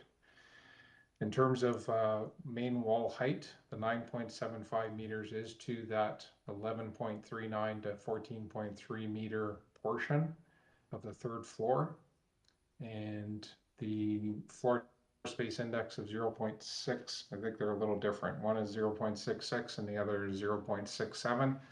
That's in keeping with not only what the bylaw would allow as a right when you go up to 0.69, but it's also consistent with what we see for other dwellings that are on smaller lots, 2 stories in size, or even larger lots at 3 stories in height. In terms of what is being proposed for, those are the 3 variances. So side yard setbacks, the zoning bylaw permits 45 centimeters, and what is proposed within the interior is 45 centimeters, and to the exterior, so to neighboring properties, it's 1.2 meters. So it's about 2.7 times what the zoning bylaw allows. So tree protection, there's trees in the front yard, all of which are being protected, and trees in the backyard, all of which are being protected. So it's about 4 in the front, and I believe it's about 8 or 7 in the back. The trees that are affected are along the side yards, and we'll see, as I indicated, none of the variances that are being proposed result in the tree injury. The tree injury are basically based on the position of the dwellings with side yard setbacks that are in excess of what the zoning bylaw allows as of right. So subject to any questions, Madam Chair, I submit that the severance is appropriate and the variances are minor with no unacceptable adverse impact. Okay. Thank you. Thanks.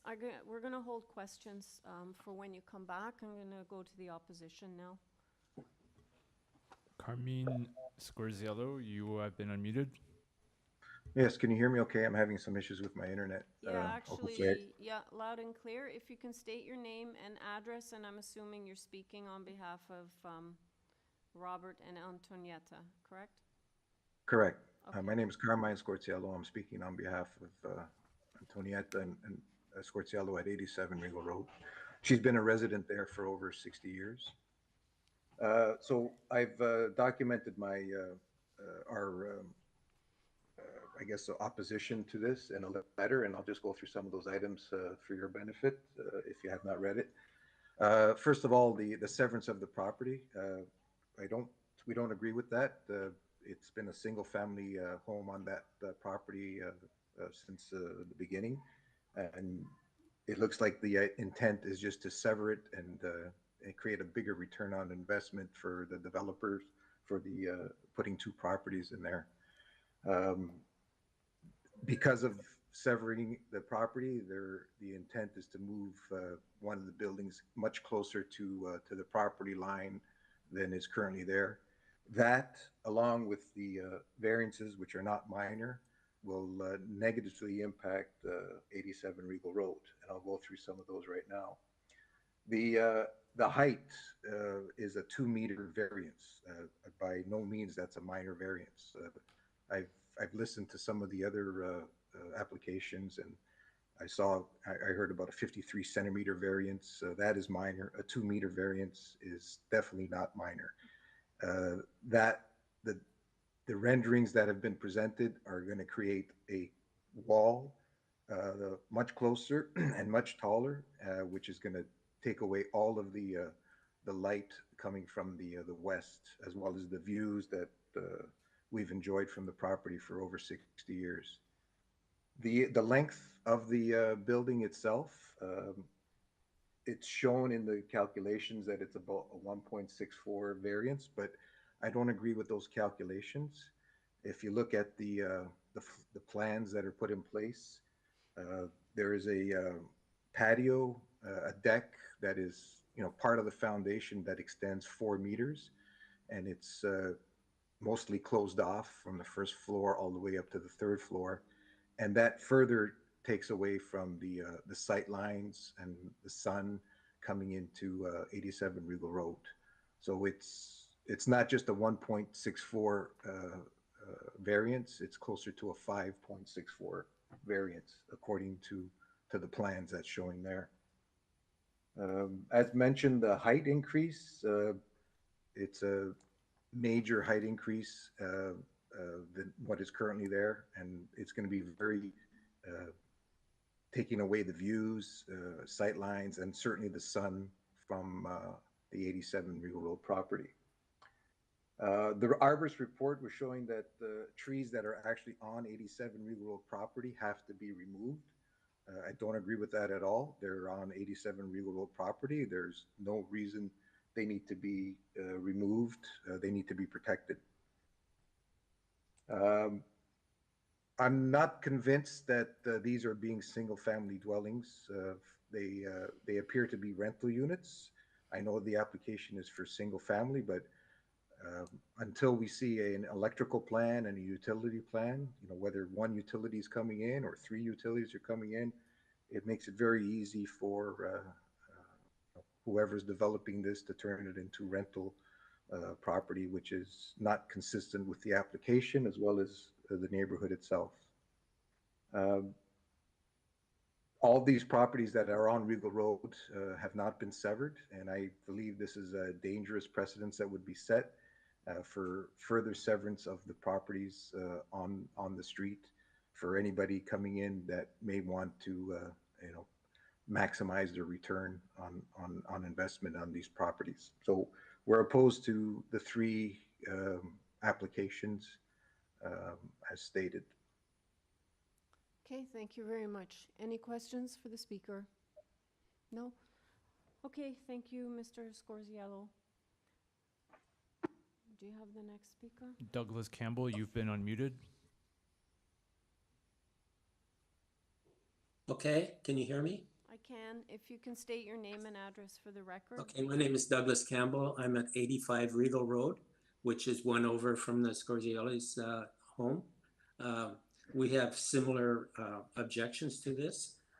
Just going through the letter that I sent, the arborist report, it's the removal of trees is an impact on the natural light and the noise from the school playground. Additionally, tree number 21, the construction encroaches on the drip line of the tree, and we actually end up going almost to the trunk of the tree with the construction. So and the balconies will be into the canopy of the tree. So we'll end up with trimming the canopy of the tree. The crown width is 20 meters of the tree, and the height is 18 meters. And they're calling for a minimum tree protection of 5.4 meters, which will be impossible with the building. So we object to that. One of the major problems here is that there's a school next door, Regal Heights Public School. In the morning before school starts and at the end of school, it's congested like both sides. There's cars parked everywhere. There are children walking. There are people crossing the street. It's basically mayhem, and it's going to be worse when this if these two buildings are built, and then you have two more driveways, and probably with a 3,000 square foot home, there'll be more than one car involved too, and they'll have street parking. So we object to that. The minor variances, increasing the permitted wall height from 7.5 to 9.75 is 2.25 meters. It's equivalent to adding another story to the structure, which is not minor. The decks proposed at the rear are part of the building structure, so that the actual depth is increased by 4 meters over what is allowed at 17 meters. So we end up with 22 meter depth, and the increased depth, which is 30% increase, is not minor. The proposed space index exceeds the allowable by 11%, and we don't think this is minor either. Additionally, the setback for the new proposed severed lot line is shown as 0.45 of a meter. Now, with no openings, the allowable is 0.9 meters, is the way I read the bylaws. And with openings permitted, it's 1.22.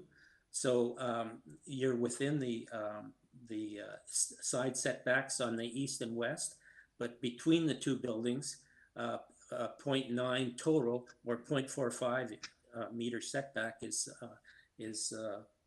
not allowed. In addition, we noticed that the floor is plumbed. Each floor is plumbed with a 3-piece bath, and we're wondering whether this intent of this is to turn it into a rental as well. So we object to all of the submissions. Thank you. Thank you very much. Any questions of the speaker? Okay, Mr. Romano, are you there?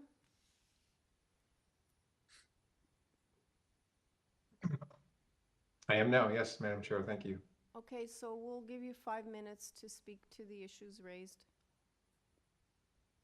Certainly appreciate that. So once again, the side yard setback is to the neighboring dwelling at number 87 Regal Road is about 2.6 to 2.7 times larger than the zoning bylaw minimum. The arborist report recommendation is done independently, and the arborist report will be submitted to Urban Forestry for a permit. And if the tree injury or removal is not appropriate, then it will be protected. There's no intent on the owner's part to remove trees that are on neighboring properties. Again, the owner doesn't influence what an independent arborist provides. It's the independent arborist recommendation. So again, there are no variances associated with side yard setbacks that would involve trees. The rear tree that was discussed by Mr. Campbell, I believe, tree number 21, that's the large one that's in the middle of the two lots in the back. There is no foundation that impacts that tree. The deck that is shown there is at grade. It's about 50 centimeters off of ground level where one would be walking, and it's much smaller from established grade. So that is a ground-oriented rear deck. There's no overlook or anything from that deck that's going to result. In terms of parking, the proposal accommodates on-site private parking in a driveway and an integral garage. So there's no issue with street impacts on parking or traffic for that matter. ECS, Engineering Construction Services, has commented on the application, and they have not identified any transportation or parking related concerns. In terms of the severance, I'll go back to what I had indicated earlier. This is the largest lot on the street, and there is no other lot that can accommodate a severance into two 8.8 meter wide lots. There are properties that could probably achieve a severance to comply with 6 meters, but not with the proposed 8.8. What is being proposed here is more in keeping with what one finds on the street if we look at Regal Road as a whole. In terms of sunlight, the fact that the third floor is built with those step backs and setbacks, 11.39 meters to 14.3 meters in length or depth as it's measured, means that it's in an area where the building height would be accommodated, whether it's a sloped roof or a flat roof, and it's under the permitted building height permission, both in terms of meters. 10 meters is permitted, and there is no limit on the number of stories. So the wall height setback in this condition is actually farther away. Part of the mitigation that occurs on that third floor is the step backs and the setbacks, the differentiation with the smaller building length and depth, but also the fact that there is no eaves or eaves projection or overhang. Those are permitted to go, an eaves overhang or projection are permitted to go up to 0.3 meters to the side lot line. But what we have here is a full 1.2 meters from the ground to the top of the parapet. So that allows for light penetration together with the length and the depth that does not create an unacceptable adverse impact. It will be different from what exists today, because what exists today, the dwelling today is forward of number 87. So it has a non-compliant, if one were to try to construct that today, it has a non-compliant front yard setback. What's proposed is to comply with the front yard setback and measure the depth on the angle as I indicated. So subject to any questions, Madam Chair, I submit that the application does indeed represent a sensitive form of gentle intensification for detached dwellings. The variances do say in the notice that it is to construct a new 3-story detached dwelling. So the variances are associated with a detached dwelling and not a multiplex. I understand that the zoning allows, because it's an R zoning, it allows a variety of building types, but these variances are associated with a detached dwelling that's being proposed. Thank you, Madam Chair. Thank you very much. Any questions, panel members? All right, if there are no questions, let's take it into committee for a decision. Mr. Solomon. I think that the severance is appropriate. It results in lot sizes that appear to fit within the character of the street. As indicated, this is one of the largest lots on the street. I think that the variances are minor in nature. I think it's important that the third floor is stepping back from the rear wall, and so the impacts are reduced to the adjacent lot. And so those are my comments. Okay, I would also note that there are no variances for frontage or lot area, so. Anyone else have anything to add? Ms. Hayes? Yeah, I would agree with the comments of my colleagues. I just point out, I thought it was very informative, the illustration with respect to the depth variance because of the way that the street is angled. I think that certainly what is proposed is different, but they are not undersized lots. No requirement for lot frontage or coverage, as the chair has noted. Because there's step backs on the third floor, I think that the impact will be lesser. Certainly it is different. I will support this application. I would want to tie it to plans, and I would want to provide for some screening on the second and third story terraces of the property that's closest to the neighbor. That would be my comments, but I can support the application. I think the variances are minor. Okay. So can you just specify the sides where you would want screening if that condition were to be put on? So it was on the second and third story terraces? Second and third story terraces, just on the side, oh gosh, just a minute, I have to get a directional one up here, just a minute. So the side that faces the neighbor at 2. So is that for part 1 or 2?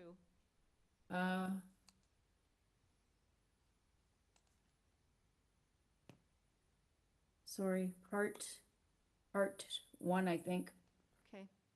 So the one that neighbors 87.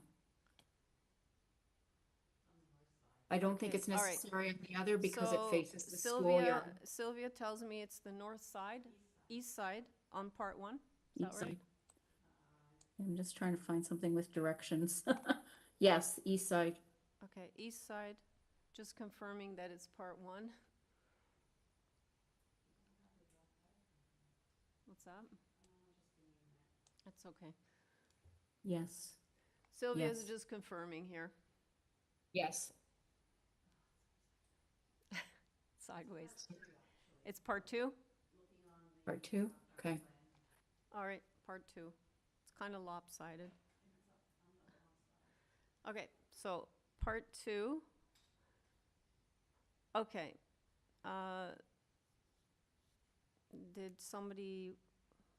Is there any other comments? And if not, if one of you would like to go ahead with a motion then.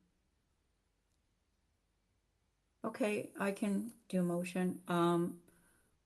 Like to move a motion to approve the severance application subject to development engineering conditions and the standard consent condition, and that approve the minor variance application subject to, on both minor variance applications, subject to forestry condition number 1 and 2, and heritage conditions on both, tied to both variances.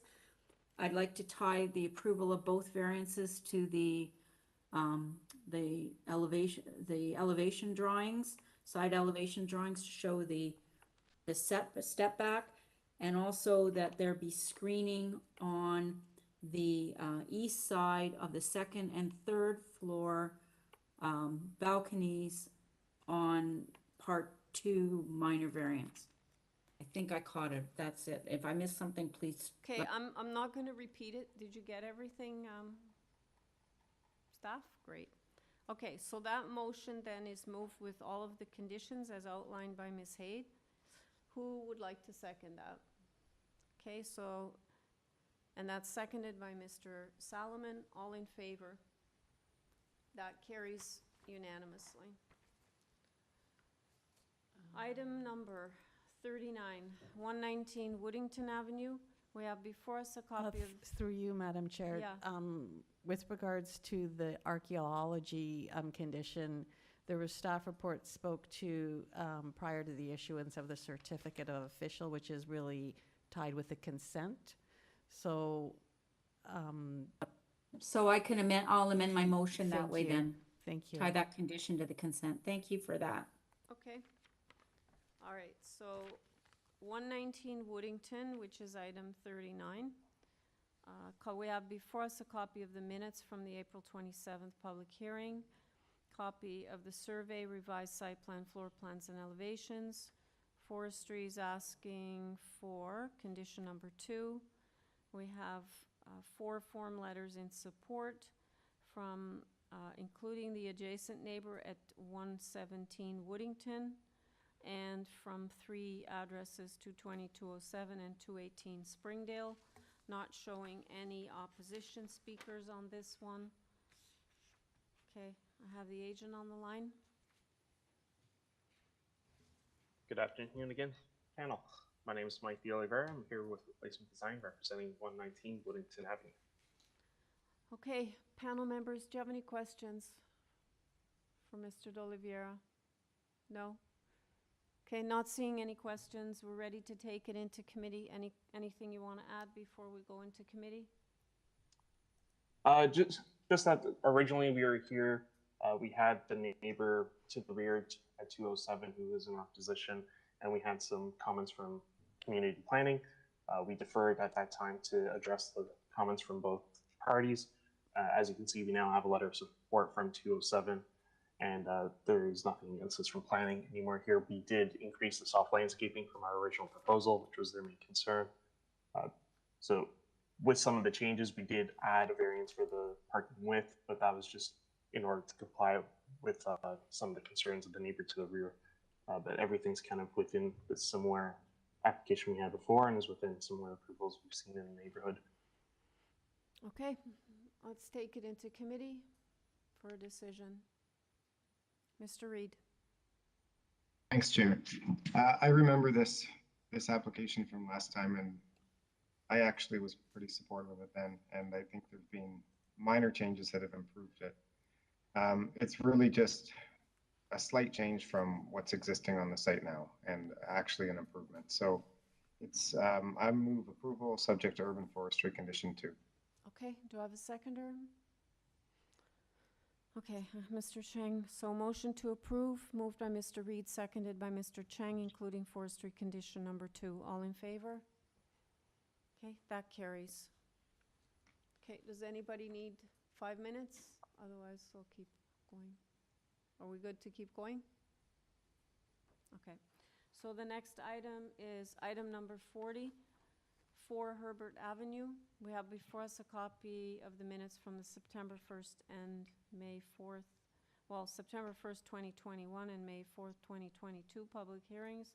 Copy of the plan of survey, revised site plan, floor plans, and elevations. Supporting materials from the agent.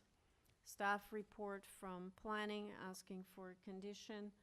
Correspondence in support from number 9. We have 9 form letters in support from residents on Herbert Avenue. We have opposition from number 15, 10, and number 6 adjacent. And I'm showing 3 speakers. They're all here? Okay. Do I have the agent on the line? I'm going to stop you there because I don't know. You're not understandable at all. I'm not sure what the problem is. It sounds like static just when you talk. Still the same. Can you hear me now? Yep. Okay, I don't know, what were you using before? It was just like static, that's it. Blurred. Sorry, can you hear me now? Yeah, you're good now. So. Okay, my name is Christopher Smith. I'm the agent for Herbert Avenue, representing these clients. Woodsmith Construction is the company. Before we have revised our presentation from the last time. Basically, we could start with the site plan, I think is the best place to sort of jump off with the variances. We have reduced our variances from 5 previously to 4 concurrently. And basically what we have done is set back our 3rd floor addition so that we have created the symmetry with the existing roof lines of our adjacent and kept it to a very minimal sort of reach up from there, just to give us our 3-story height, which is our 9.77 that we're asking for meters. I really want to bring your attention to on the site plan here is that the reason that this is a family residence who has lived there for 6+ years, growing with children, really wanted to do a 3rd floor because they wanted to maintain their green space in the backyard and chose this as the best alternative to do so. In regards to our enclosed front porch variances, I wanted to just sort of stipulate that our front porch is not extending beyond anything that isn't existing already. Our stairs are located exactly where the existing stairs were. So these variances are only tripped because of the existing conditions, really. If we pull up the survey dated August 26, 2021, which is an older survey, you'll see that there was a set of verandas that were similar. Sorry, you had the first one was the right one. So you can see that there were verandas on the front of both 4 and 6 that sort of represent very similar to what we are going with in this state. And if you pull up, there's the street view of Herbert Avenue. Whether it's labeled might be in supporting materials. It could be, yeah. So there's the street view of Herbert Avenue. If you see just over to the right-hand side, number 8 also has sort of a porch, and number 10 has a similar sort of porch. Ours is just going to be enclosed. And so that's where we were sort of thinking with that. In regards to our FSI, which I think has been a number of big complaints from the homeowners, I think we have to look at it as a function of a small lot, a normal downtown situation. All in, we are at 180.2 square meters, which is under a 2,000 square foot home. So well within the limits of past precedences and obviously a normal sort of understanding for what a home would be. This is not being overbuilt in any way, shape, or form. So I think we are trying to keep with the neighborhood and as past precedents as a whole. As you can see, there are 2.5-story residents directly down the street from us, which will have similar sort of roof heights to what we are proposing. If you pull up on the revised set of plans, page A19,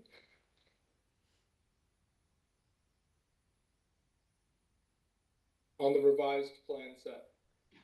Revised plans. So A19, which is essentially a side-by-side elevation view, sort of showing the differential that is between the line of the existing and sort of our new proposed. As you'll see, sort of we've added a front deck to sort of soften the roof transition between the 3rd floor and obviously the existing roof plane. We are at a very modest 1.16 meters above the existing roof line, which is under 48 inches. So this is not a tremendously high sort of 3rd floor addition that is towering above much of anything. The highest ridge is still below all height requirements, which is actually just a parapet wall to straighten the line from the front facade. Beyond that, we have reduced our variances, like I said, down to 4 by changing our bay window to keep it matching with the existing. So we have a dormer line that has just been shifted up, which is exactly the same size dormer and proportion. And our bay windows will stay aligned. And obviously our porch is just in keeping with that on the street. I think that's pretty much all I have to say at this point. Maybe after, if everyone has any questions, please let me know, and I guess we can go from there. Okay, thanks. We're gonna go to the opposition now. Do you have the first one?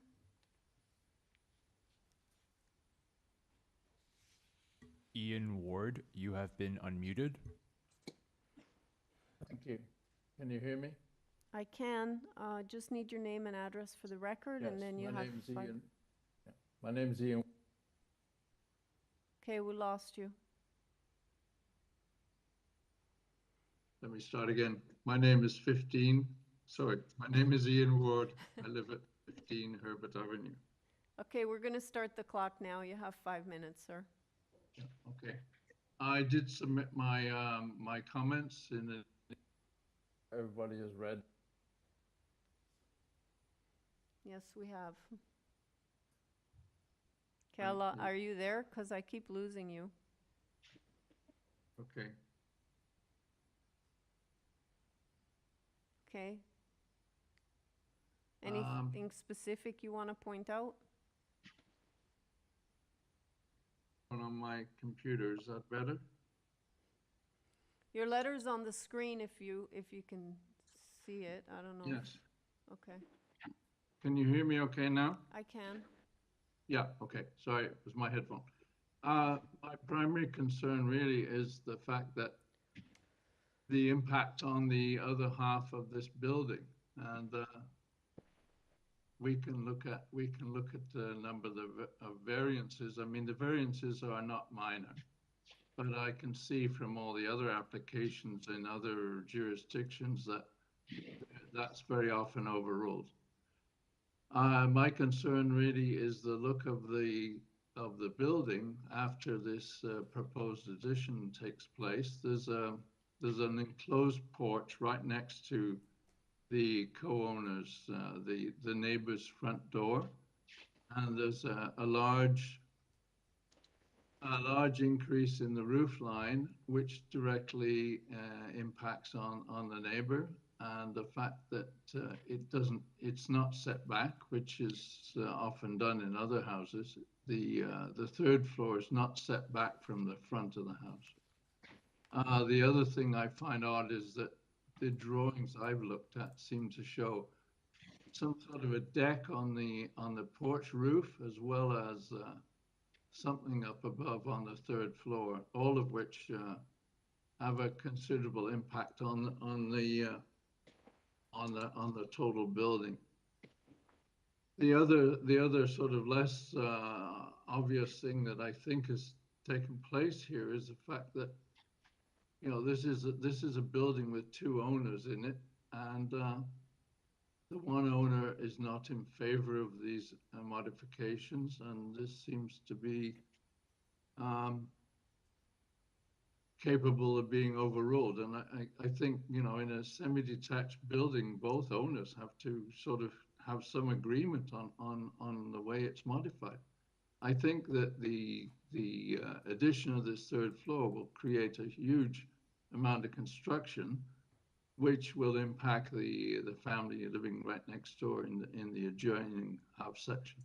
That's all I have to say. Thank you. Thank you very much, sir. Any questions for the speaker? No? Okay. The next speaker.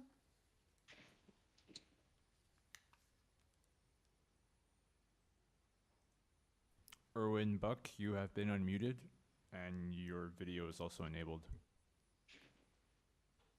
Okay, can you see me? Can you hear me? I can hear you. I can't see you. I'm not, okay, I'm not sure how to, Okay, I can see you now. Go ahead. okay, So, all right, I need your name and address, and then you have 5 minutes, sir. thank you. My name is Erwin Buck. I live at 7 Hubbard Boulevard, and I represent the owner of number 6 Herbert, Allison Buck, who is my daughter. I won't take up your time by repeating the objection stated in her letter, which is on file, but I do want to take a moment to touch on the issue of mismatched semis, which the agent for number 4 went to great length to demonstrate in his submission as a rebuttal to my daughter's letter of objection. On Herbert Avenue, there was a similar case where a third story was added to the semi. However, the owner of the semi wanting the third floor made sure that the design was such that the third story started behind the roof line, and as a result, the front facade of both semis remain the same. You can find a picture of this in Mr. Smith's presentation, but the picture is a bit skewed because a tree blocks half of one semi, creating the impression of a real mismatch. Similarly, close by at 31 Elmer, a third story was added and the front facade of both semis were untouched. Again, the picture that Mr. Smith presented is taken at such an angle that it creates an erroneous impression of a mismatched front facade. My point is that with good design and an intent to maintain good neighbor relationships, a third story can be added to everyone's satisfaction. This is not the case with the proposal for number 4. For the sake of wanting a third floor front balcony, a dormer has been placed in the middle of the roof line, which is above the roof line of number 4 and is totally at odds. I would also like to touch on the issue of front porches. There are no semis on Herbert or the next street, for that matter, where only one half of the semi has a porch. Semis either have a porch or they don't. With an open line of communication and an interest in cooperation, Allison might have been tempted to add an open porch to her house, but all of the planning for this renovation was done with minimal of input from her. Actually, input was only solicited after the plan was finalized, and then it had nothing more, or it was nothing more than a validation of their plan. The issue has been very polarizing for the immediate neighbors. Those who are directly affected have objected, as are some who feel that this is a sort of renovation that is not in the best interest of the streetscape.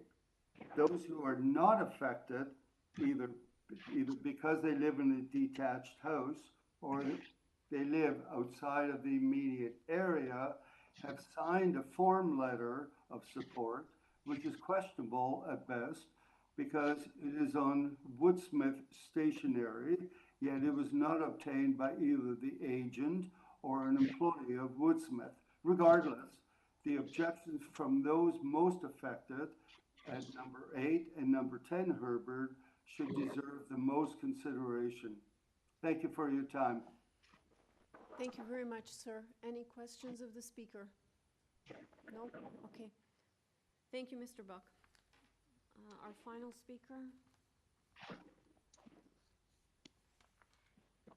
Eric Wolf, you have been unmuted.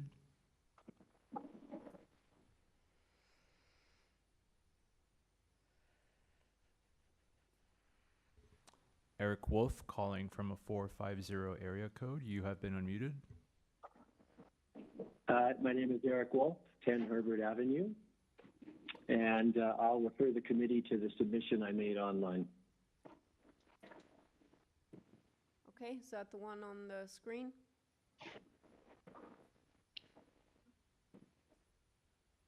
Hi, Mr. Wolf, is that all you wanted to say? Thank you. Okay, thank you. All right, Mr. Smith. Yep. You can see what Mr. Wolf was referencing on the screen, and then if you could speak, I'll give you 5 minutes to whatever else was raised by the speakers. Sure, I think I'll start with just sort of the client's approach to dealing with the community. They have reached out on multiple occasions. They actually had an open house to go over this set of plans and others all of the support letters were gained by them, by knocking on doors and talking to people in the area. These support letters are from the area and are from people that are happy to support this type of development, which is in keeping with the street itself. I think if we can pull up my response, I think we have a few pictures that I think will tell the best story. So if we just go to, there's a porch view from 4 Herbert Avenue. So as you can see there, this is the view from standing on 4 Herbert Avenue. Just scroll down a little bit more. So right there, so that's the view down the street, which is essentially covered by trees. And if you're looking up there, on the right-hand side, you're looking at number 8, which has an open porch, and 10, which is the one above that who was just talking about, you know, having his view blocked. It is difficult to understand what view he is referring to, as, you know, essentially he has a divider between 8 and 10. Again, I think this is sort of any type of development always can be contentious when people feel that no development is acceptable. In regards to number 6, we've reached out to him on numerous occasions. We revised the plans as per our meeting with him. I was actually barred from the meeting. He would only meet with the homeowners himself. He wouldn't let me speak to the design in any way, shape, or form. And we still felt strongly about, you know, trying to appease his views of having some symmetry remain between the two semis. I think we've achieved this, and I think it's done in a tasteful manner that gives the idea that this is in keeping with the neighborhood. I'd like to leave it at that, and if any members of the committee have any questions, please let me know. All right, any questions, panel members? Mr. Solomon.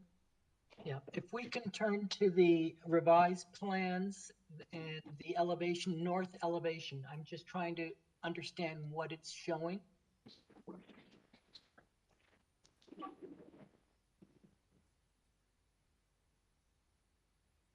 Right there, yes. So if you can just explain on the left side, that is the front. So are there 2 balconies? Like, it appears like there are No, 2. this is essentially the existing roof line that is extending down. So the existing roof line, that if you turn to page 819, you'll see that the existing roof line is tied together. Obviously, this is on facing the division of the semi. So our existing roof lines are maintained. So the balcony is set into that existing roof line, and then our 3rd floor just steps back. Like, our 3rd floor is stepped back to the peak of the existing roof line. So we've actually had to overhang the back of our 3rd floor in order to accommodate this, but we are stepped back to the current peak of the existing roof line. So where our 3rd floor starts going up, and we're doing it at a slope versus a straight wall, so we're setting ourselves back even further from there to accommodate a consistent slope versus a sloping roof line to a straight wall face. So this was done in order to soften that look. And so just for my mind, to better understand, there's on the 3rd floor, there's a balcony. Is that what we see? Yes, there's a balcony on the 3rd floor only. And what's happening then on that 2nd floor, back to that it's just a bay window. Elevation? It's just a bay window that's underneath it. Hold on, can we just, yeah, so I see the bay window, but what is to the left of that? That's the little peak on the front roof. Like of the first. Is that what that is? Okay. Yeah, that's the peak of the first, like the porch, the sort of gable peak that's just over the front door of the enclosed porch. Okay, great, thank you. No problem. Any further questions, panel members?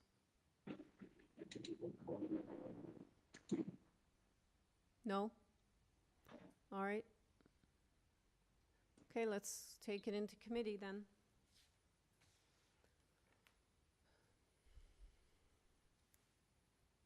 Mr. Reed. Thanks. I'm happy to start.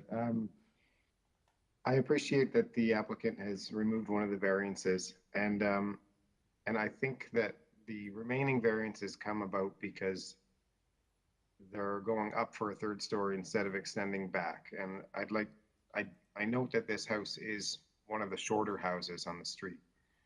And I agree with this approach. I think that most of the concerns that we've heard more aesthetic rather than having impacts, meaningful impacts on people's lives or yards. And I think the impacts would be larger if this density, this FSI was grouped at the rear of the property. I think it's a good solution and I support it. Okay, anyone else? Ms. Hayes? I would agree with Mr. Reed's comments. I would just add that it's not uncommon in the last number of years across the city to have semis looking to add space to them and trying to maintain somewhat of the character, but that they are no longer identical in form. I think that what's being proposed here, given the size of the lot, I would agree with Mr. Reed, is a good way to add space with minimal, I'm not going to say no, but minimal impacts. And I think expansion off the rear would be greater. So I can support this application. Mr. Solomon? Just as a comment, if this was to be approved, if we could add a condition dealing with variance number 3, which is the front lot line, if that can be tied then to the first floor, so that it doesn't provide an opportunity to build a second floor over top of that.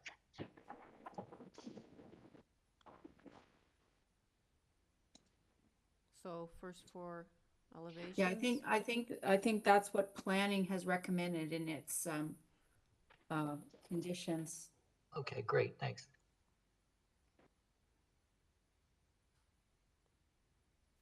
Okay, anyone else?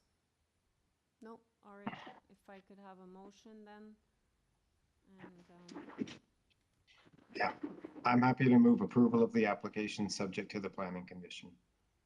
okay, do I have a seconder? Okay, Mr. Chang. Okay, so moved by Mr. Reed, seconded by Mr. Chang. All in favor? That carries unanimously. Thank you. Item number 41, 26 Glencrest Boulevard. We have before us a copy of the minutes from the June 22nd public hearing, as well as the materials submitted at that time. Copy of the plan of survey, revised site plan, floor plans, and elevations, email correspondence from Ravine Natural Feature Protection, a staff report from Forestry, and we have TRCA comments. Also, Forestry is asking for condition number 1. Ravine is okay, and TRCA are also okay. They don't have any concerns. I don't have any speakers other than the agent. Do I have the agent on the line?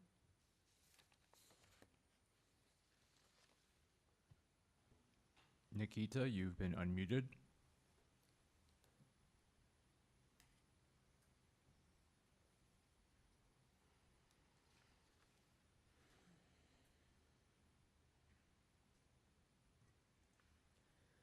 Can you hear me? Yeah, I can now. Can you state your name for the record? Hi everyone, my name is Nikita Matsarski and I'm speaking on behalf of the owners of the property located at 26 Glencrest Boulevard in East York. Okay. Do you want me? I don't think we need a presentation, no. But let me see if there are any questions. Okay, members don't have any questions. We're ready to take it into committee to make a decision. Is there anything you want to add that's not in the materials that we have? No. Okay, thanks. All right, panel members, we're in committee. Mr. Solomon.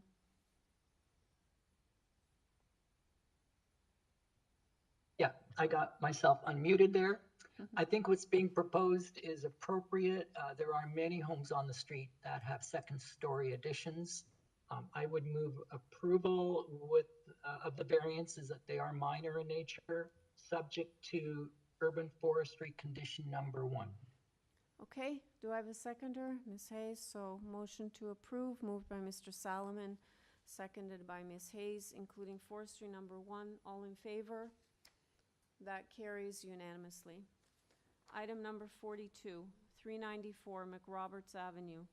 We have before us a copy of the minutes from the July 6th public hearing, including the materials submitted at that time. Copy of the plan of survey, site plan, floor plans, and elevations. We have an urban forestry permit that was issued on April 6th, revised site plan, floor plans, and elevations, and a covering letter from the agent received late in our supplemental agenda last night. We have forestry are asking for condition number 1.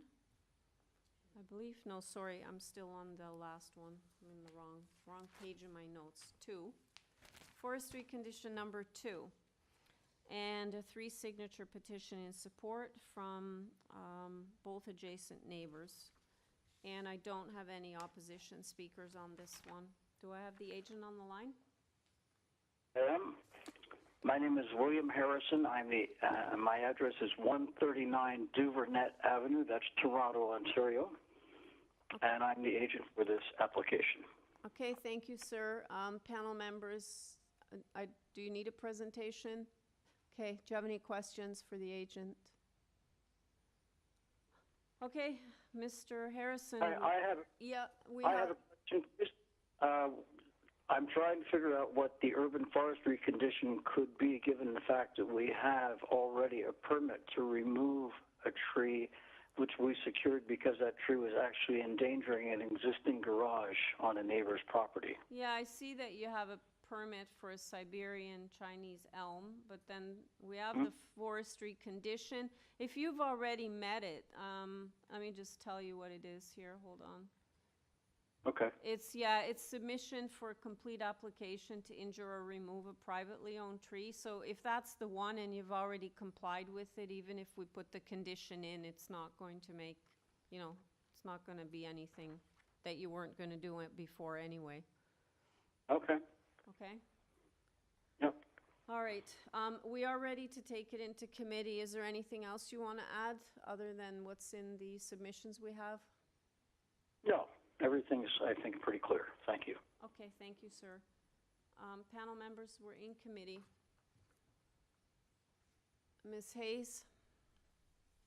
Thanks. I think what's before us is minor, appropriate. I don't have any problem supporting this application. And we'll take the word of the applicant in terms of what they said in the supplementary material, that the change in having to reconstruct part of the basement to support the second floor would not trigger any additional variances. And if my colleagues have no further comment, I move to approve the application subject to forestry condition number 2. Okay, so that motion, Mr. Reed seconds. So motion to approve, moved by Ms. Hayes, including, seconded by Mr. Reed, including forestry number 2. All in favor? Okay, that carries unanimously. Okay, the final item today is 99 Clifton Road, item number 43. We have before us a copy of the minutes from the July 13th public hearing and the materials that we had before us for consideration at that time. Copy of the plan of survey, site plan, floor plans, and elevations, covering letter from the agent, as well as presentation materials. Forestry is asking for conditions number 1 and 2. Correspondence in support from number 90, 78, and 103 Rose Park Drive. Correspondence in opposition from number 96, 92, and 97 Rose Park Drive. Okay. Do you have all the opposition? I'm trying to reestablish contact with one of the members of opposition, but the agent and the last speaker are registered and ready to go. Okay, so it is the lawyer then, not the, okay, all right.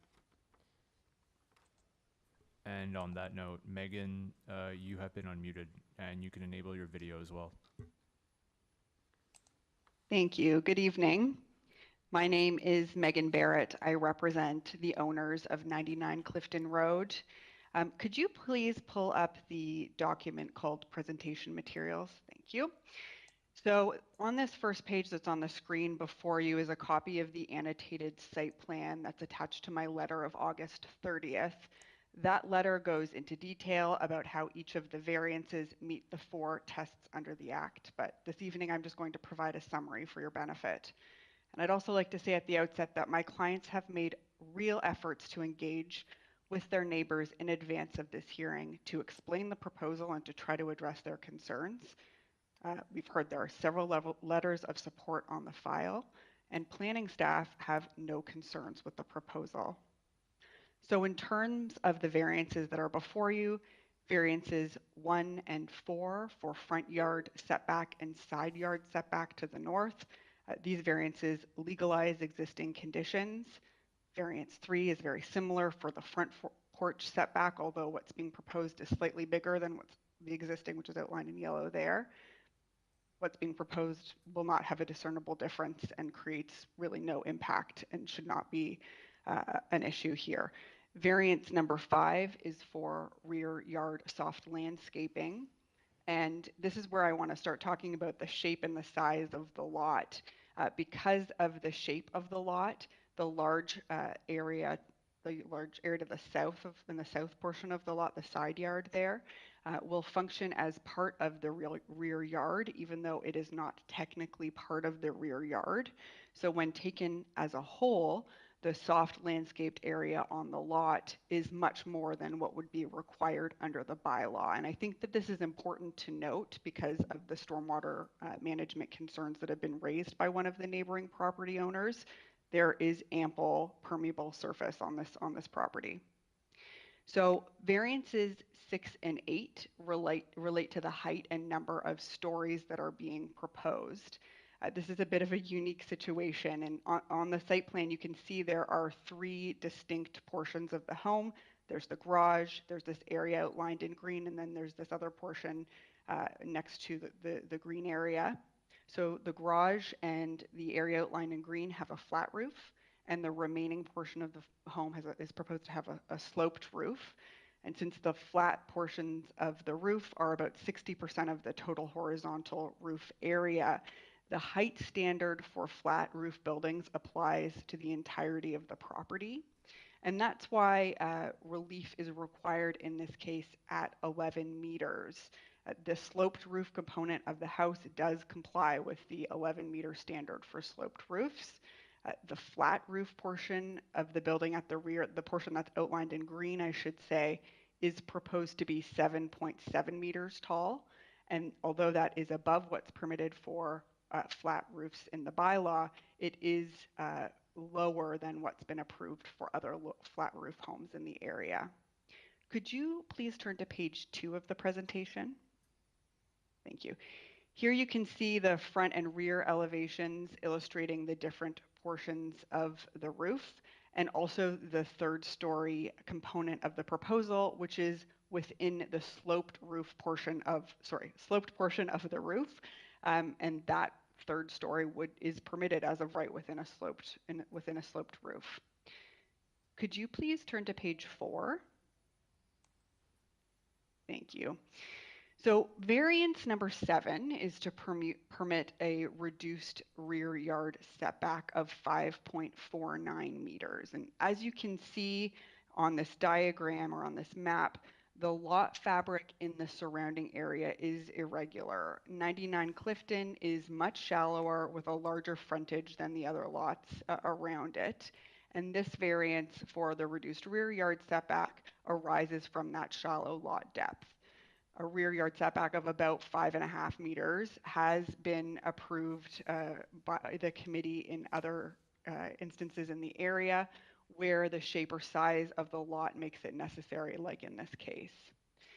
The variance meets the intent of the zoning bylaw to ensure that there is enough space for soft landscaping on site and to protect the privacy of rear-facing neighbors. As you can see I just want to talk about that privacy piece because I know it's been a concern that some of the neighbors have raised. As you can see on this map, there's no direct rear yard facing condition for 99 Clifton. The rear yard of the site faces the side yard of 96 Rose Park Drive. That condition alone mitigates some of the privacy concerns. but Megan, also- sorry to cut you off, but you're over 5 minutes, so if you can wrap up, and I'll have you back after the opposition speaks. Certainly, and I'd be happy to speak in more detail about the privacy concerns. I also just very quickly want to talk about the FSI variance, again, within the range of approved densities, given the size and shape of the lot, and particularly the size of the lot. What's being proposed here is not an overly large house. It's a house that would fit within the character of the neighborhood. I'd be happy to answer any questions that the committee may have following the other speakers. All right, thank you very much. Thank you. Okay. Hillary, you've been unmuted. Hi, Ms. Johnson? Yes. I just need you to state your name and address for the record, and then you have 5 minutes. Hillary Johnson, 96 Rose Park Drive, which is around the corner from 99 Clifton. Okay, go ahead. So I don't have a strong objection to the size of the house. I would have preferred it smaller, but what my significant concern is with regard to my privacy. I have a deck on my main level that overlooks that yard, and our two homes are screened from each other with some mature Persian lilacs. Additionally, there is a large, I think it's a silver maple, further around the corner. It's very high, but the size of its trunk also provides some screening. So I can't replace those trees. My side yard setback is only about 70 centimeters. I could never get my own comparable tree into my yard. So I would like the owners to commit to retaining, even if there's a pruning, but retaining that, that visual screening that exists now. I'm also aware that my neighbor, Ann Lazenby, at 92, has concerns over drainage, and I support those. I can see her point. So I think that's all I wanted to say. Okay. Panel members? By the way, sorry, did the committee see the photos I attached to my written submission? I believe so. Did you? Okay. Yeah, we've gone through all the material that that was sent in. Did you Okay. want anything put up on the screen? If it's a straightforward thing to do, sure, thank you. Okay. Is this the pictures? One of the pictures? That's right. So that tree is in the Persian lilac, taken from my rear deck. Okay. The other thing I should have mentioned is I had questions about the elevation and distance from their new deck to our shared fence. And I'm wondering if that can be answered. I'm sure we're gonna have the agent back and we'll see if she can answer that. So the distance from the deck to the fence. Yes, and then there's something else called a wall. So I'm curious how high that is. Again, not on the drawings. Okay. Which wall are you referencing now specifically? I am referring to, oops, it just disappeared when I blew up the photo. So it's on the east wall. Mm-hmm. See where it says covered porch? Okay. And then there's a kind of a dotted line area, and that's the wall. Okay. I see. Okay. Don't know what that wall is. All right, well, we'll ask her. All right, so Um, that's it for me. do you know if your neighbor Ann Lazenby, is she speaking? Because She had planned to. Let me just see. I texted her. we can't get a hold of her, so I'm not. Oh my. All right. She says she'll be on in 5. I don't know what's up, but she Well- is actually on vacation. But I have an idea. She actually sent me a draft of what she was going to send to you. So let me find that. Did she send it in? Do you know? I believe she did. We operated separately, but Okay, well, we're just looking for it here. okay. Um,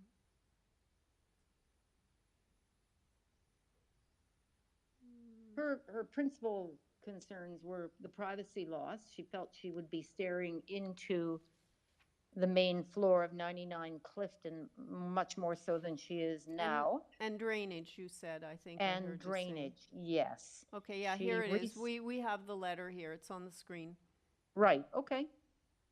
Well, I can text her and tell her then that she's missed her opportunity, I guess. You don't have the 5, eh? Yeah, I can't really, you're the last item, so I can't I know, really and you guys, stop. I've been listening Yeah. since 4:10, and yeah, you've had a Oh. lot on your plate. Yeah, we've been at it since 9:30, so, but, Yeah, I get it. Normally, I'm I texting. would hold it down, but if we're not sure when she can, and there's nothing else after this one, it's the last one, so.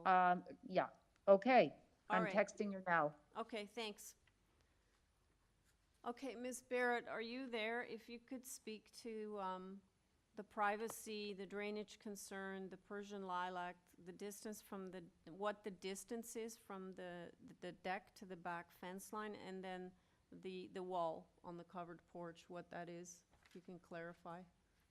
Yes, so I'm going to start by speaking about the privacy. I sent a note to the architect about the distance for the back patio, the rear patio. There's no variance actually for that rear patio other than rear yard landscaping, so it's not dimensioned as far as I can see on the plans, but it looks to me to be about maybe 1.5 meters, just under.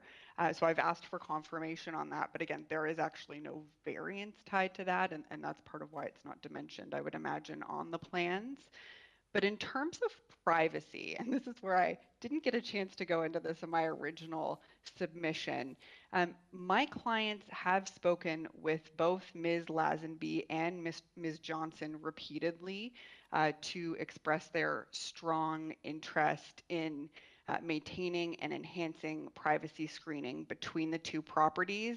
It's a mutual interest. My clients also want to protect their own privacy in their backyard. The details of what will actually be the privacy screen or the privacy fence or the privacy wall are still to be determined through this process.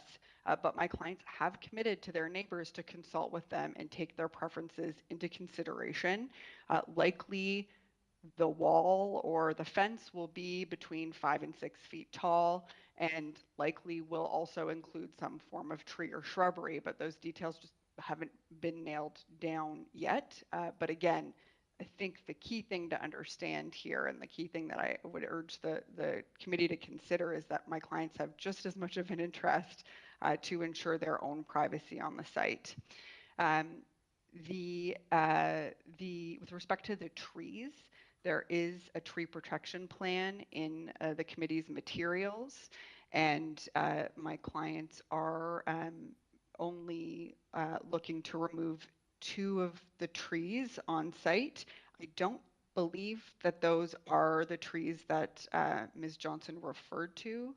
I think the one that she had drawn your attention to is one that is not does not meet the tree bylaw because it's undersized.